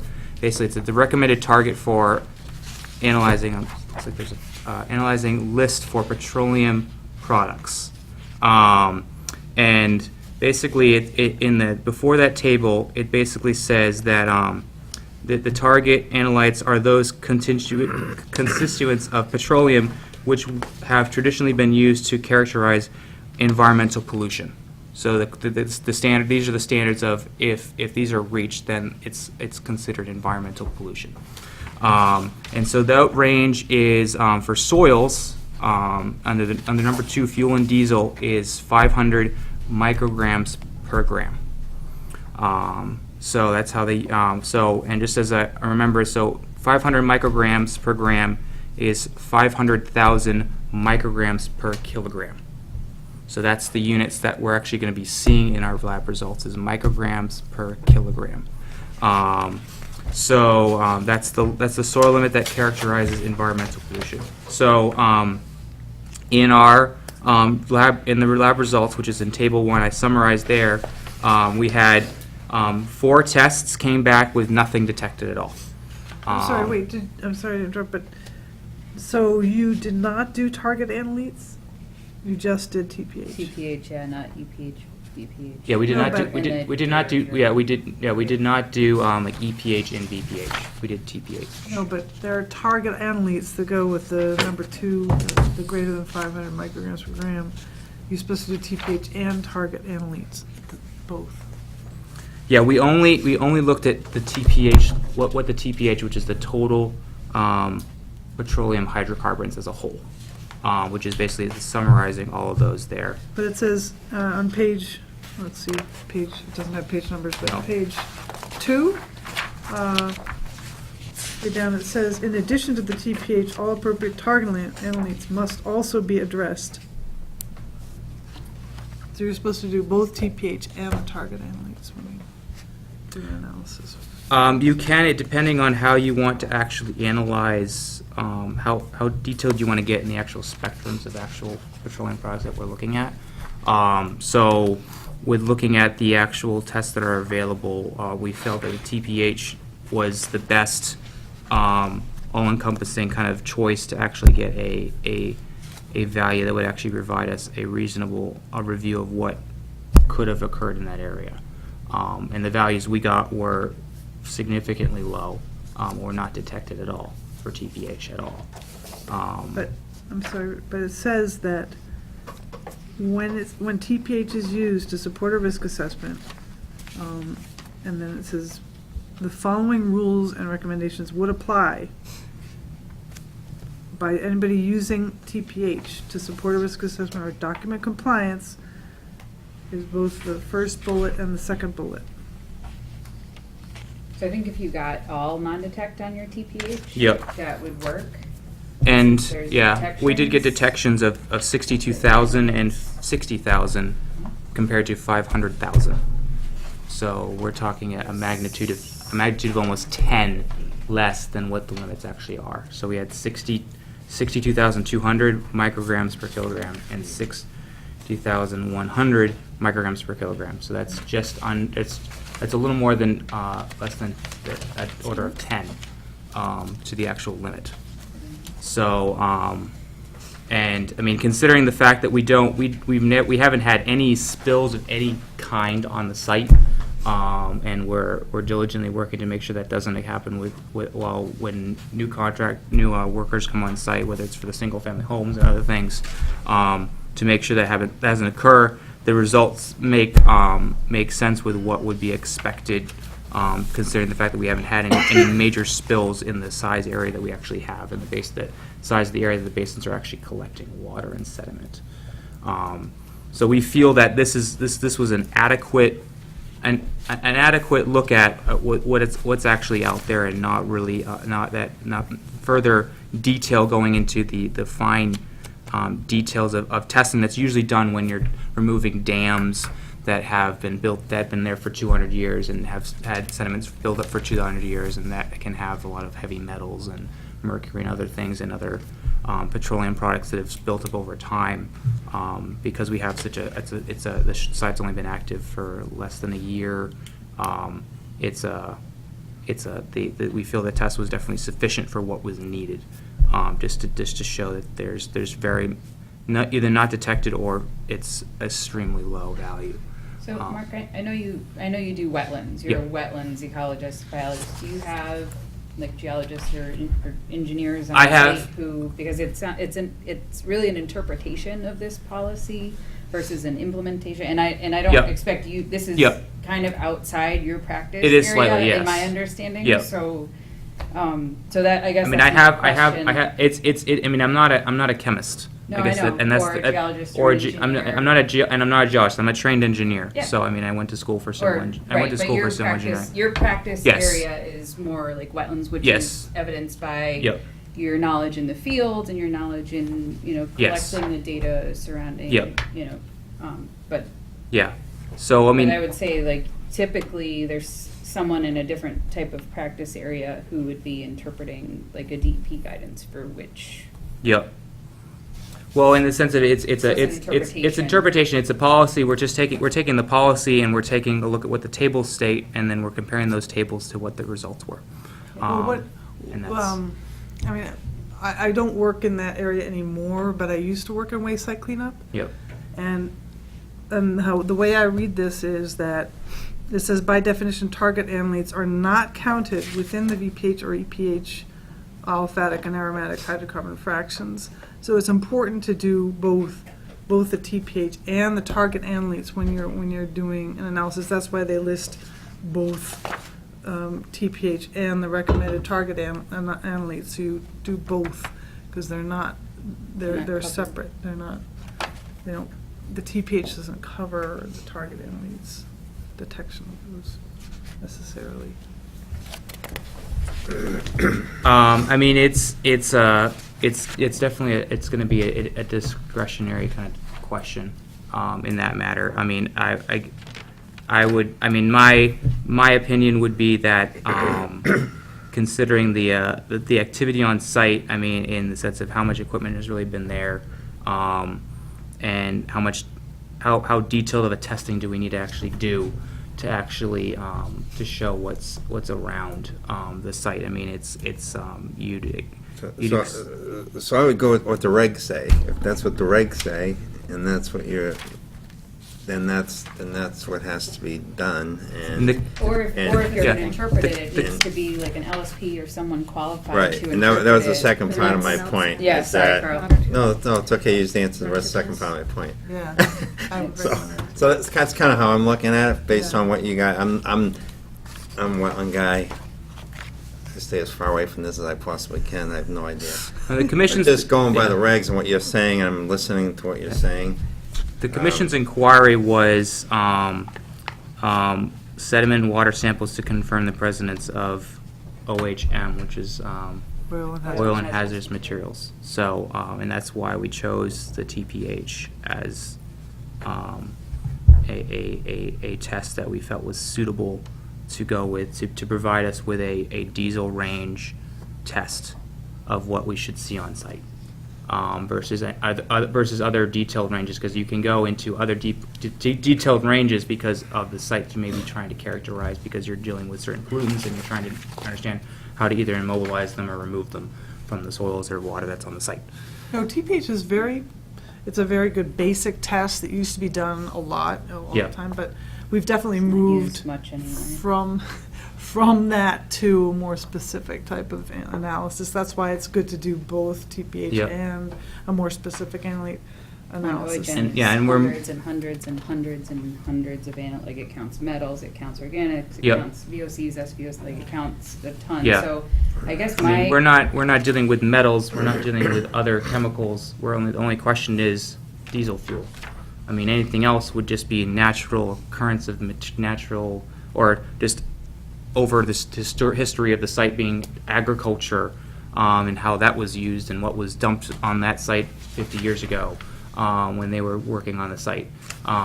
Those are the questions. I mean, and that's again. I mean, DEP has. I mean, they're looking at analyzing multiple things, because they're also dealing. There's certain ways, depending on the certain limits that you find in your results, you're going to treat your soils and your water differently. You could transport them to certain places differently than others, because I mean, when you have a Superfund site, you can only export a certain type of soil to a site that already has that kind of impact already on it.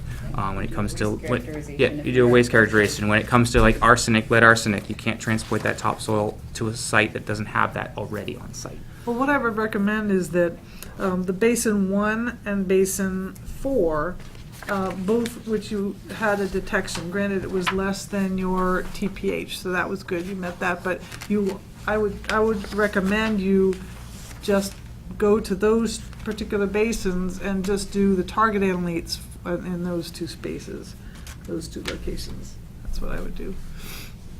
Even when, Because they're not captured by the TPH, that's the problem, is so the documentation is saying that you are applying this policy wherein you're actually interpreting the policy.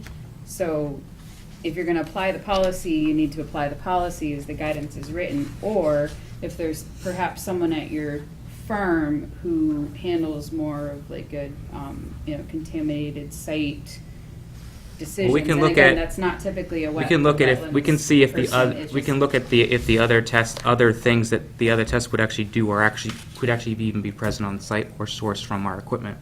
I mean, that's the question. I mean, is the source of those, are we Right, so a seeking to? decision needs to be are we- made by yeah. a qualified person to make the decisions. Yeah, we Or can- if you're gonna say you're implementing this policy, you need to implement it. It's one or the other.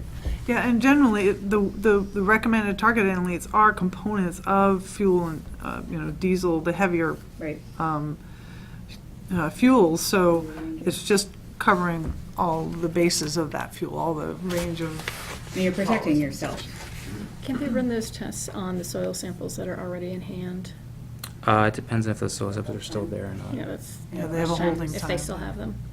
They might have them. We can run. I mean, these are heavier, mean- so it may be the longer holding time. Yeah, the whole time might be totally fine. Yeah. I mean, and that's Could check. On some of them. yeah, it's. I mean, It doesn't hurt. it's a lot. There are a lot of repeats. I mean, there in the sense of, I mean, it's the 500 micrograms. I mean, it has the 4 listed there, and those are repeated elsewhere on the table. I mean, and we're not testing for like I mean, benzene. I take your point that, Those are heavier ones, and semi-volatiles. because we don't have an issue of I'm a not taking known lead. spill on site. We were Exactly. just trying to get a baseline for the commission, that's my understanding. Right. Um, If you're gonna say you're implementing a policy No. and you're not, so. we're not saying maybe- we're implementing a Don't- policy. maybe We're don't just say that. we're not saying we're implementing a policy. We're just saying these are the Or results, that you and this feel is what like you- this is what DEP's has a policy. This DEP has a policy, and and under their policy they have a table that says what the recommended TPH is for soils for fuel and diesel, and If our you're not ranges gonna are follow their less than guidance, 10 you to need a order. reason to not follow it, and if you have a Well, reason to not our- follow it, So I think we you need to be something qualified. in the we can report to qualify address it. your concern there Yeah. about Yeah. why it's Yeah, exactly. appropriate or not appropriate to Right. include that testing here.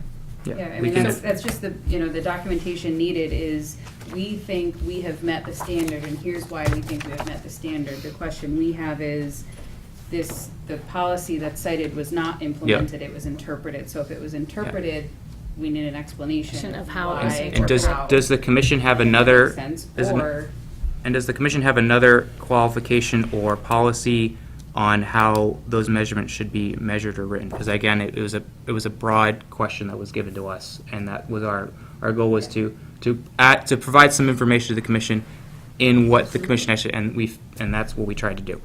And so that's, again, if the commission wants more clarification, we can provide that. So that deals with the water and soil testing there. And so that, so now that kind of goes to the next thing, which is basically kind of the status update. So on the site, we've got, we now have snow-covered conditions, which we haven't had in most of the winter long. And so there's a few, it's allowed us, so the snow cover is a few things. It's allowed us to work on touching up, completing some of the work that we needed to do to be able to loam and seed some of the lawns. So we've been able to get some of the utilities in and some of the houses, so that basically once the snow goes, we can loam and seed them. We're not waiting for utilities to go in once that's done. We're also, we've been strategically kind of planning on how lots are going to be developed and thinking about which lots are going to be constructed next and how can we work those lots in a strategic manner so that they're worked, but at the same time they're not going to be contributing sediment sources to the basins. We've cleaned all the silt sacks and hay bales. Silt sacks from the catch basins. We've had additional hay bales on site around the cul-de-sac and up along around lot 8. where we've placed some filter fabric at the Basin 1 inlet to basically prevent resuspension from that inlet pipe into the basin itself. Because right now it's from the inlet to the bottom of the basin, it's had silt built up over time, and so any clean water that runs over that area is going to resuspend silt. So we placed fabric over that area basically just to keep that sediment in place until we can remove it. Because of the soil conditions we don't have frost in the ground. You can't really drive equipment into Basin 1 to actually clean it. So we have to wait till we have a drier condition to actually go in there. It's one of our top priorities. And then, in addition to that, we've been also thinking about how when we have snowstorms, where are we stockpiling snow, in the sense of making sure it's not stockpiled in areas that are going to be an issue in the future. Are there areas where it's stabilized, where we can stockpile it and it can melt in a slow fashion away from the areas that are Basins 1 and 2, 3 and 4, basically, and how that can flow. And then with the over 55, we didn't bother plowing the big cul-de-sac because we said it's better just to let the snow melt where it is versus plowing it off the road, having it melt off the road, pick up sediment, get onto the road, and then you have sediment in your basin as well. So those are the kind of the summary of things that we've kind of worked on. We've had, prior to the storms, we did have multiple lots get loamed and seeded. And we've had soil. Give a specific update on what's happened with lots 5 and 6. We had those Yep, fairly so- well stabilized So last time. 5 and Commission 6. So asked us 5 to- and 6. The last storm we didn't have any erosion issues off lots 5 and 6. The rear of lot 5 has been basically entirely sodded with pea stone on the back, and lot 6 is all loamed and hydroseeded. So those lots are, we believe, still again basically stabilized until grass grows, in the sense of they're substantially stabilized, and any erosion off those lots, the sediment controls along the limit of work are definitely sufficient to capture anything, which would most likely just be some loamy runoff that you might see during heavy storms. So those lots we feel are definitely under control, along with lots 4 and 3 around the cul-de-sac, and lot 7 we've got measures in place, and then lot 8 to the end there are going to basin number 2 with berms and temporary basins there. So that's kind of the summary of what's there, and then we've been working with the team basically on a task of what can we do while we have snow, and we've made sure that with the plowing that we make sure all the catch basins are still completely exposed so we can access them if there's a rainstorm that's going to come, because we don't want any ice buildup around those areas, because we want to be able to get in there and be able to provide hay bales and clean the silt sacks if necessary, and make sure that they're going to fully function. And then we've been able to process a lot of loam to get the loam ready for placement. So the snow has really helped us in the sense of it's bought time to allow the spring weather to approach quicker. So we're most likely going to see the snow is going to melt, and then we're going to get warm weather pretty rapidly, which means we'll be able to loam, hydroseed, and the grass should pop fairly quickly, which for this site is Well, you're an important optimistic. factor. I like Snow till May. I like to stay positive, and I wouldn't mind snowboarding until May. So If for some reason, like, we get and I'm sorry to interrupt, Yeah. I just No, have a you're good. question while we're talking about the snow storage. So are you feeling comfortable that you've done the best you possibly can to put snow, yeah, we basically where necessary? yeah, If we get, like, basically say rain, yeah, well, not- and that's our concern, and my concern is so I do- we were walking through and we said tell you all we said the worst case scenario we said is if we have all these snow piles and then we get a rainstorm, yeah. where's the snow going to melt? And so our goal was to concentrate on the areas where we had snow piled up. Snow on the ground itself, if it's just snowpack, that's actually going to provide some stabilization even when it rains, because it's actually going to slow down the amount of erosion that the rain's actually going to cause. But when you have a snow pile next to the road, and underneath that snow is sediment, if that melts rapidly, it's a quick way for sediment to get transported. So we were concentrating on the snow piles around the driveways, where there's traffic, basically anywhere where snow got pushed together into a pile. Those are the piles we wanted to move away. Basically, we were putting them up above lot 1, which is stabilized up there and drains towards the field, so it has a larger area to kind of spread out. And then because that's again our critical concern is basin number 1, because we know that's the basin that has the smallest amount of capacity because of the design that it's used for. Isn't lot 1 drained to Basin one? Base Or you lot, have it it does, too? it does not, we've graded it to actually, to pitch backwards, to pitch uphill almost, so that way, and some of lot 2 as well, because that area, they were, they were still working on it, and they were still doing utilities, and so we said, well, if we can't loam and seed it, and let's just break the watershed, let's change the watershed slightly in this area and drain it the other way, that just gives Basin a little more relief. So it's going back into the open field? It's going up here and Oh, then into this this way. field. Yep, and Gotcha. this, yeah, so it's got this area of here, and then it's got the stone wall, and so there's plenty of area for it, and it's not steep or anything like that, and that's the biggest factor when it comes to erosion is how steep your actual slopes are. So wait, were you saying that you are sloping more toward? So Basin 1 is, Basin it's actually 2? sloping uphill. But what about Basin 2? You said you were going to Basin redirect. 2, we're redirecting water from lots 8, 9, and 10. All these lots basically, and our goal too. I mean, in lot 8, you could almost all of lot 8 should pitch to the road. So right now we have it. So we have it. Basically, we have berms coming down and around to basically capture the water that would be going to the road, and then able to capture, and then it would eventually drain back to Basin number 2. Okay. So we're trying. So the road goes Yeah, we're strategically. I mean, lot 8, we're working with how we know a house has to go in there eventually. So we're working with how does that. We worked with how. Well, we knew we had to dig a cellar hole, so we dug the cellar hole before the storm. We said, well, we might as well dig a hole there at the same time, and we had a basin.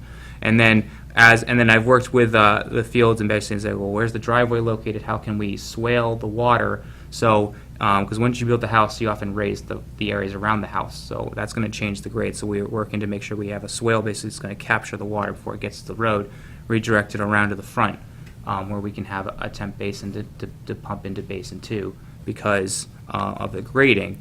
And that way, again, we don't want Keeps it off the it road keeps and off out the of road one. and keeps it away from Basin 1. So we've been working with a lot, and we've been working with the contractors to get removed, which they've removed stockpiles from their lots, which has been good.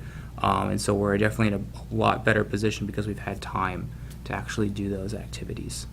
You have hay bales at the ready to We deploy have when 50 hay necessary? bales on Just the on this. bus stop turnaround there, Okay. covered, ready to go. I saw a whole We bought truckload 100 of them. those. Yeah, there's they've We bought they've 100 from Danny, I don't know, a week ago. Yeah, let me just say one thing. We did meet on site and we took a thorough look as to how the water is draining and what we can do to try two things. One is to avoid Basin 1 as much as we could. To do that essentially is making sure that the catch basins are catching the water and by placing hay bales by the catch basin to direct the water to the basin instead of it bypassing it in the basin that does get it to pond 2. So that's one issue. And the other is using lot 8 to divert some of the runoff to pond 2 instead of pond 1. And also to keep the water clean that does go down the street is to put some hay bales across the street to keep the water clean. So these are and they certainly have put the hay bales out there, especially at the end of the cul-de-sac, so that the water going through the catch basins is as clean as possible. And that'll certainly assist any chance of overflowing dirty water. The only issue, obviously, is if rain comes, and at this point, we're I mean, and the means of the best means of controlling the rain is putting adequate hay bales out there, which is what they've done. So, and they've stockpiled hay bales. So. And we're watching the forecast. I mean, every Yeah. every day I'm keeping an eye on the forecast to watching and we're able to. I mean, at least you get an idea. I mean, this storm, we knew there was a storm coming, so we were thinking about, okay, what happened to that rain? And as we got closer, we said, okay, now it's snow. All right, we've got another week. And then the storm next, which I think, I mean, I've heard rumors that it's possible more snow. Yeah. The week after next week. So, but again, and that's also important too because it's. Next week? Wait, we're there's getting another more one snow, after too? There's potential. There's potentially. There's There's potentially another another one storm. behind So it. the way the jet stream has set up, basically, the jet stream basically has set up to basically it's switched the way it was in January and Greenland February, Walking. and it's created a perfect streamline to send storms basically straight through the south of Massachusetts, which puts snow up here. It's hard So over Greenland yep, too, I think, right? yep. It's like, yeah. it's blocking it. So I know there's number 5. And that's another factor which is good because the sooner we can get to closer to April when the asphalt plant will want to open up, that'll be when we can get curbing in as well. And so in some sense, I mean, although it feels strange to say the snow cover on the ground is good, it actually is on this site because it's actually buying us weeks of time to get closer to a warmer season, which will change quickly, and then we'll be able to activate quickly and get the edges of the roads completed, which will be. Do you want to talk about the ponds? I mean, they've been empty since Saturday. So yeah, basins. Yeah, I've instructed the fields. Basically, I said it's like if there's water in the ponds, I don't want to see it in the ponds. We want to get them. We want the water out because again, my concern was the situation we had in January, which is we had basins that were full of water, lots of ice, and then we had a rainstorm. And so I said our goal is to prevent ice buildup in the ponds at all. So if there's water melting to the basins, let's get it out now so that the basins are bone empty with no ice, so that way they have the full capacity they possibly can. And so Where are you putting in the field? it's going into the field. Yep. So it's going into the field. It's going to percolate into the field and through the grass. We have corrals out there. And We have multiple corrals. Multiple. Yeah, they're hay bale corral, so basically the water gets pumped into the hay bales with a flock log right there, so that a lot of sediment builds up right inside the corral and then it seeps out through the bales. So it's working fairly well. It's fortunate that we have that. If we didn't have that, we would be in a lot harder position as a whole. So we feel we're definitely in a better position than we were in January too, in the sense of the impacts that occurred there. We feel that we have a better site control as a whole for a rainstorm, which currently doesn't look like it's at least 2 weeks out. But again, we're watching the forecast to make sure that, and if it does turn to rain, we'll be meeting again to kind of reevaluate the site conditions to make sure that we have things under control. So that's basically the update for the site status for what we're doing on site. To make sure we're working towards preparing for the things we need to prepare for, and also getting things done we can get done now, so that we can accomplish the quickest stabilization as possible on the site. Okay. I think in terms of, we're looking for the board to lift the enforcement orders on 5 and 6, since those are stabilized. 4 and 5. 4 and 5, sorry. The, No, that's the amended order conditions. Oh, but in terms of the overall roadways, Keep it on. if you want to keep it on, keep that's, it. We're Screws to us. yeah we want we I don't have yeah. a problem with that.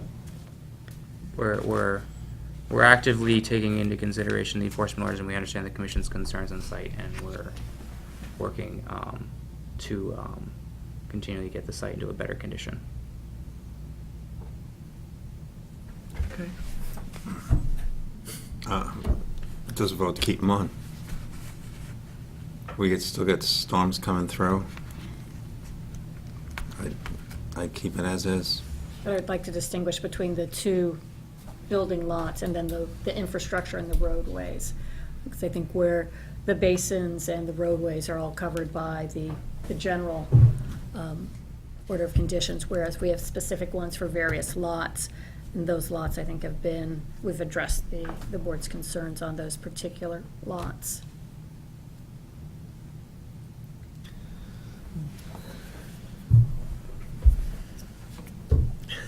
This is 4 and 5, with 4 being the one that's closer to the 50-foot than originally, blue house but. and the Five, yellow one. number 5 Oh, is the one 5 is that that was one. built close. 4 is outside the buffer zone. Yep. And the enforcement order was put on because it was Contributing. running right Contributing. into the wetlands. Which So- now has loomed and stoned. So and- 4 is the furthest away You from even any. looked at it, Carl, with clean water coming off it, and you even commented on that. It's been tackified, it's been loomed, everything's been addressed on those. Yeah, I mean, from our perspective, if the rest of the site was stabilized and those lots were the condition they are today, you wouldn't see silty water come off those lots. And and we feel that was the issue of the enforcement order. I don't know if you've had any runoff from lot 4, is that making it into basin 1? It will, but it's clean water. So Yeah. again, is the question is runoff off a site, if it's clean, is not a violation. So you're able to divert it from going around basin 1? so Well, it's not. Yeah, it's not getting around basin 1, and That's- it's not yeah. and it's not silty to begin with, or picking up sediment as it goes.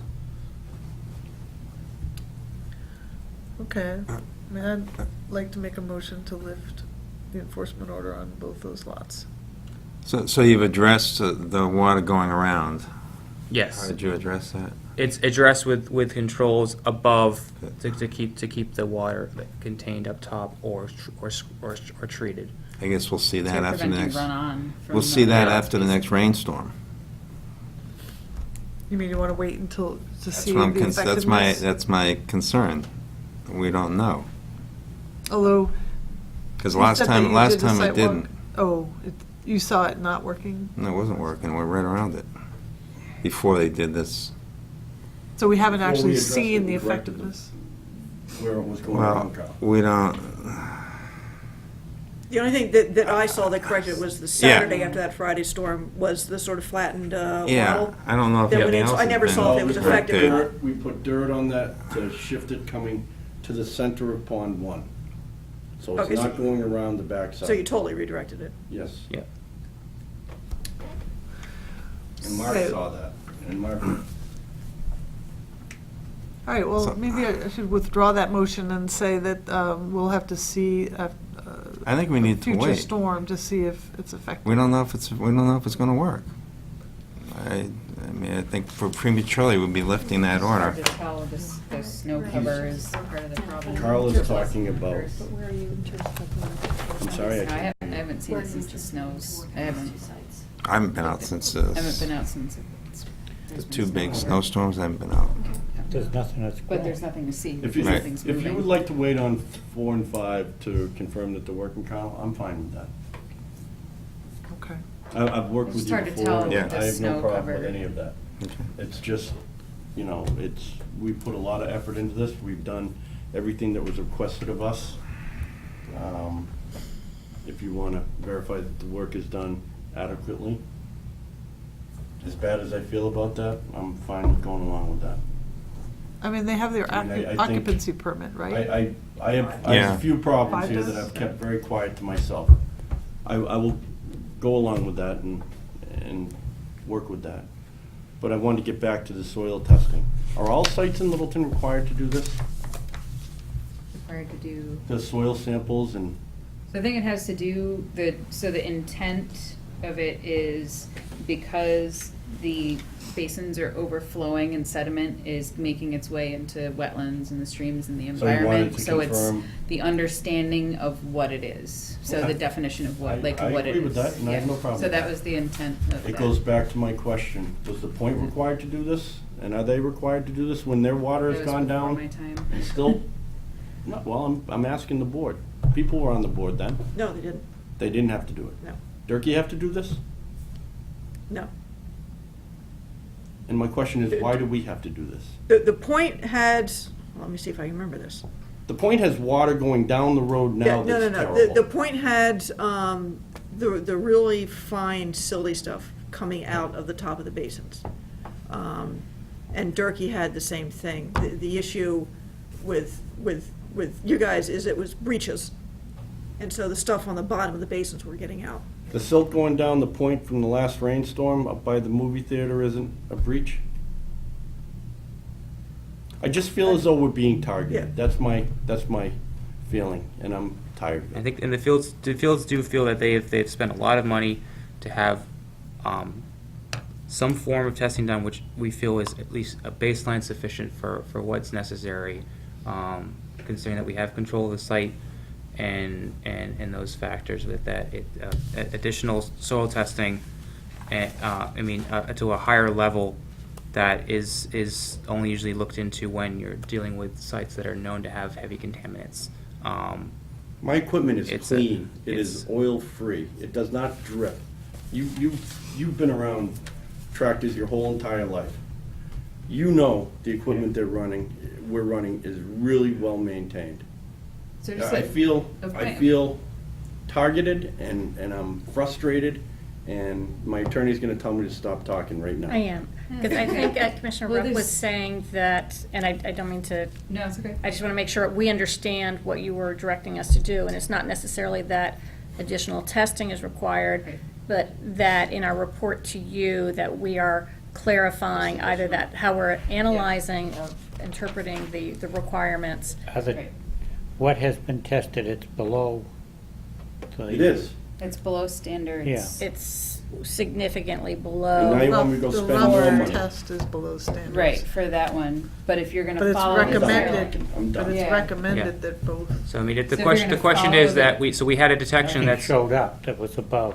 Well, That's what no, I. And It's it's- not a matter of nothing, how but- we no, they present the showed- report to things the showed board up, rather than what's and it was actually below- done. If you're but it gonna wasn't claim all that of you're the following the testing. guidance, Carl, you I need to think follow you the did guidance. If you're not gonna Yeah. follow I the really guidance, just say what you're I doing. worked hard well, on there it's a every minute TPH of the comparison to a day. TPH And table I take comparison. what That's you what we say did. to heart. But it's. But And- you quote all You these quote the things saying that guidance. it's recommending I- target I- analytes in addition to TPH, but So then we you need to don't do address it. why we're not Right. doing it. And, Okay, we and can- the we reason can- to reference this I'm is tired because of it's a getting stuck in my scientific ear. standard that you can hang your hat on and Yep. say, yes, we did this, therefore we And I think we're understand your fine. point of If you the don't do wetlands it, don't care. there just needs to be a little more Right. thought into, a little more explanation Yep. into why Yep. you As chose soon what as you we see how chose that works, versus then you we'll- can't I set a will standard if you write didn't that. follow it. we You we know? understand, we were just trying So to, it's just a we were trying to find a clarification. You don't standard of some form necessarily that the need commission to didn't give Just us, feel as and though we, other and that people- was our goal, was to provide Right. something, and we feel that we've Get done in something there. that's I mean, beyond and the typical. commission- No, I It's not- And I appreciate that, I appreciate that you properties, and I sampled it, looked at the but it streams just and they're doesn't, brown as it doesn't seem like you followed the guidance that you were quoting. Shitty water coming down.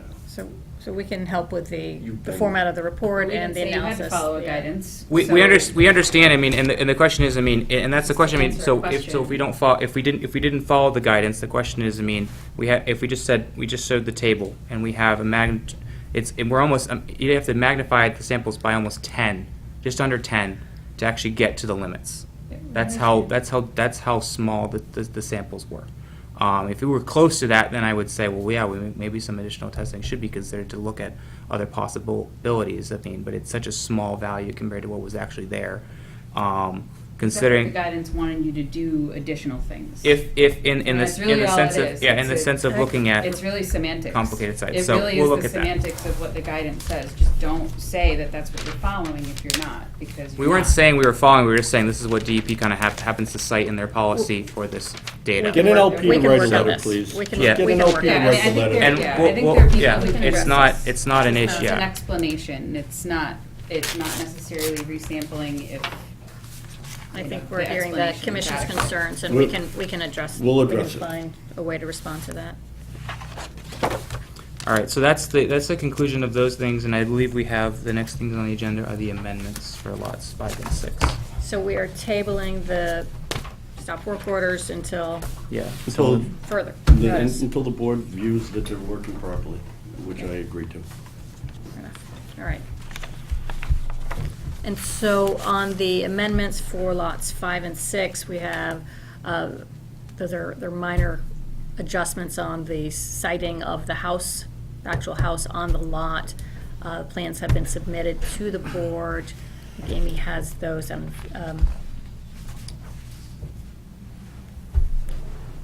Do you I'm have sorry. the? You're up, Ian. Ian, you're up. The amendments to the, to 5 I and was saying 6. Ian, then he pulled out a blank piece of paper. I was like, what the? I mean, you no, you should have. If you would share those, I don't have copies with me tonight. But they're all fairly minor on-site relocations, but we want you to bless them since it's the appropriate thing to do. My understanding is there's no, You want to do these one at a time? yes, please. Here's lot 5.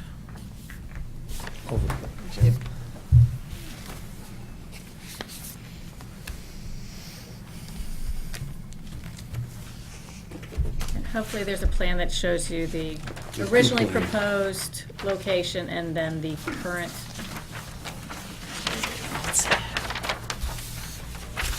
Now, you're aware as to why we're requesting this amendment. I mean, the original order was submitted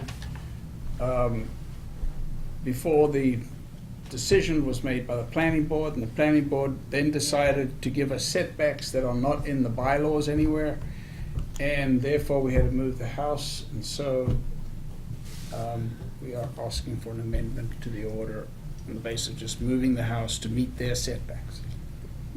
But but if you could help explain what the impact is on the wetlands, because I don't believe we're talking a significant or change. Can you You're walk still through I and believe there's see also what a statement in those attachments from Marking Rubin that is not gonna affect the stormwater runoff to, I guess, Basin 1. Yeah, I didn't have a copy of that, but. And to be Nothing in fair, the- we're going back in front of the planning board Yeah, on the to fifth. get that, Get the 25-foot setback yeah, situation. I don't know how it got there, Yep. and it shouldn't be there. Yeah, but So- that decision Yeah, we was discussed made that not at earlier. any hearing or any meeting with the board. It was made in the decision after the fact, so officially. Yeah, no, we understand. We've seen, like, Mickey Jensen was in to Yeah, and you do denied some him. modification. Well, we want to see what the planning, because there are a number of lots. That'll And make he it- was make it moving change. over the 50 farther than initially. And again, in all fairness, the Conservation Board in its minutes to the meeting said in the greater good of the town that you were gonna work with us in that distance of up to 50 because we were prior to that zoning amendment. And then we were told, no, we were not. Well, let's go with the first one. All right, I'm out. Well, I mean, this is still outside of the 50. Yeah, well, Yeah. that was kind of my original Yeah. point, there's nothing in the 50. And I believe the main new order on this would have to do with the blueberry bushes, having them planted by June 30th and doing at Oh. least 2 years of monitoring, make sure they're It's not success. like lot, yeah.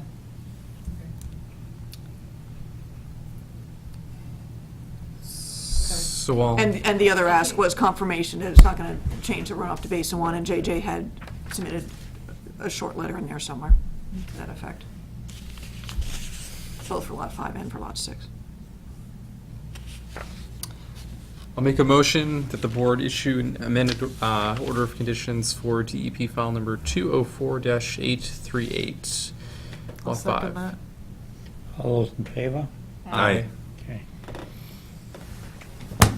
Is this basically the same for lot 6 too?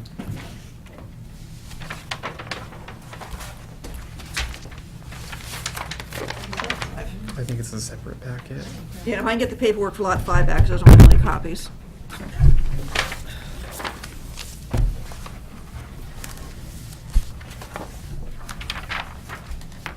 And here's Lot 6. 2 copies of that.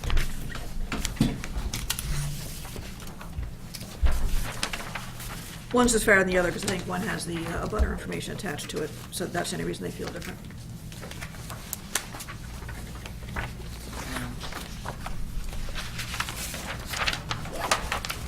One thing at a time here, before I forget what I'm doing. These are all of the scope where they could have been done, possibly just through field approvals, but since we were going to be in front of you anyway, we wanted to take the formal step and let Yep. you see what we're doing so you understand what's So this happening out on the is site. this is the same thing? You're beyond the, back That's behind the 50? Adjustment for the 25.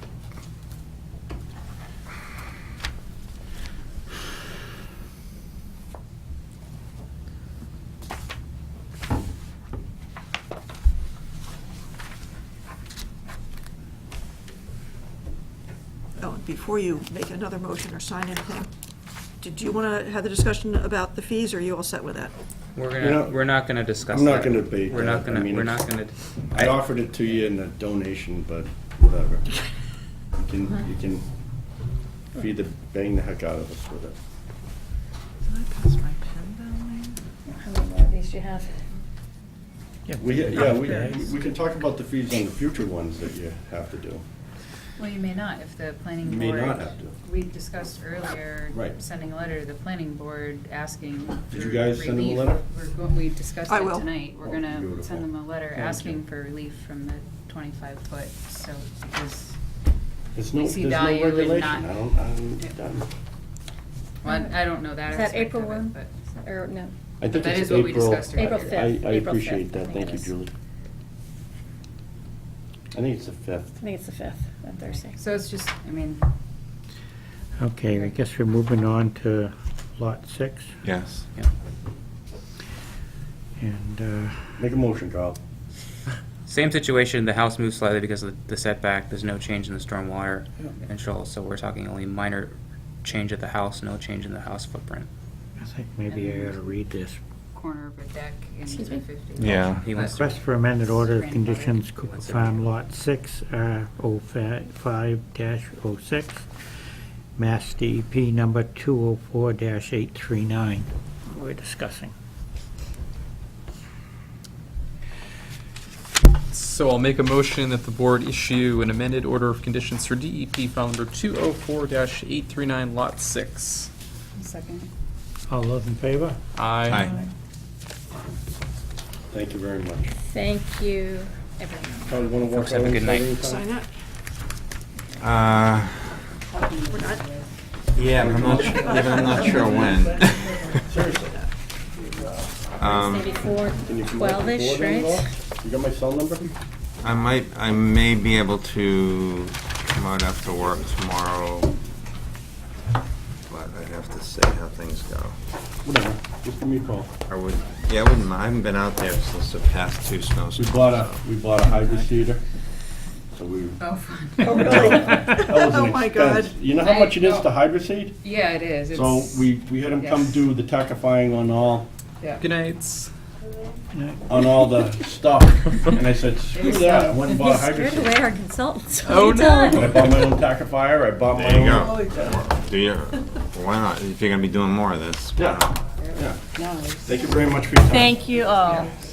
So we do not need to be here So I in think, the imminent future? yeah, I think you were chasing, what's her face, the new owner at 5 for her, Laura Hadouk. Oh, Yeah, actually, yeah. I emailed that. oh, did you? We got Okay, it. I may not have seen I it. think we emailed it to you, Amy. Okay, I just need it by tomorrow, so that's, All right. I emailed you that as well as the. All right, good night. Thanks. Thank you very much. Thank you both. Good night. thank you. And anything else that you need from us? I think that was it. Well, send me an email if you do. Thank you all. Thank you. Good night. Good night. Thank you. Do we want to call it? Let's I call only it. had Wait a one other minute. thing, just FYI, Kay wants to come in and have an informal discussion. I think coming out of it, because it has to be 2 or less people. I think Sarah and Julie, we're going to be able to get together next week to discuss their access issues. So, just one other point before we close.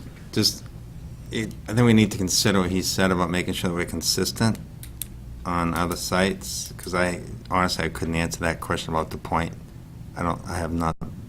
It's different Seen if it, it comes so. from the top versus Right, blowing right. out. It is different, and if you have, But he was just mentioning the silt going down in the water Mhm.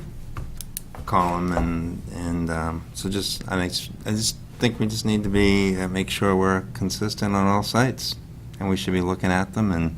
I mean, it is true that the other sites have not had blowouts like this Yeah, one, that blowouts. have directly gone into the stream.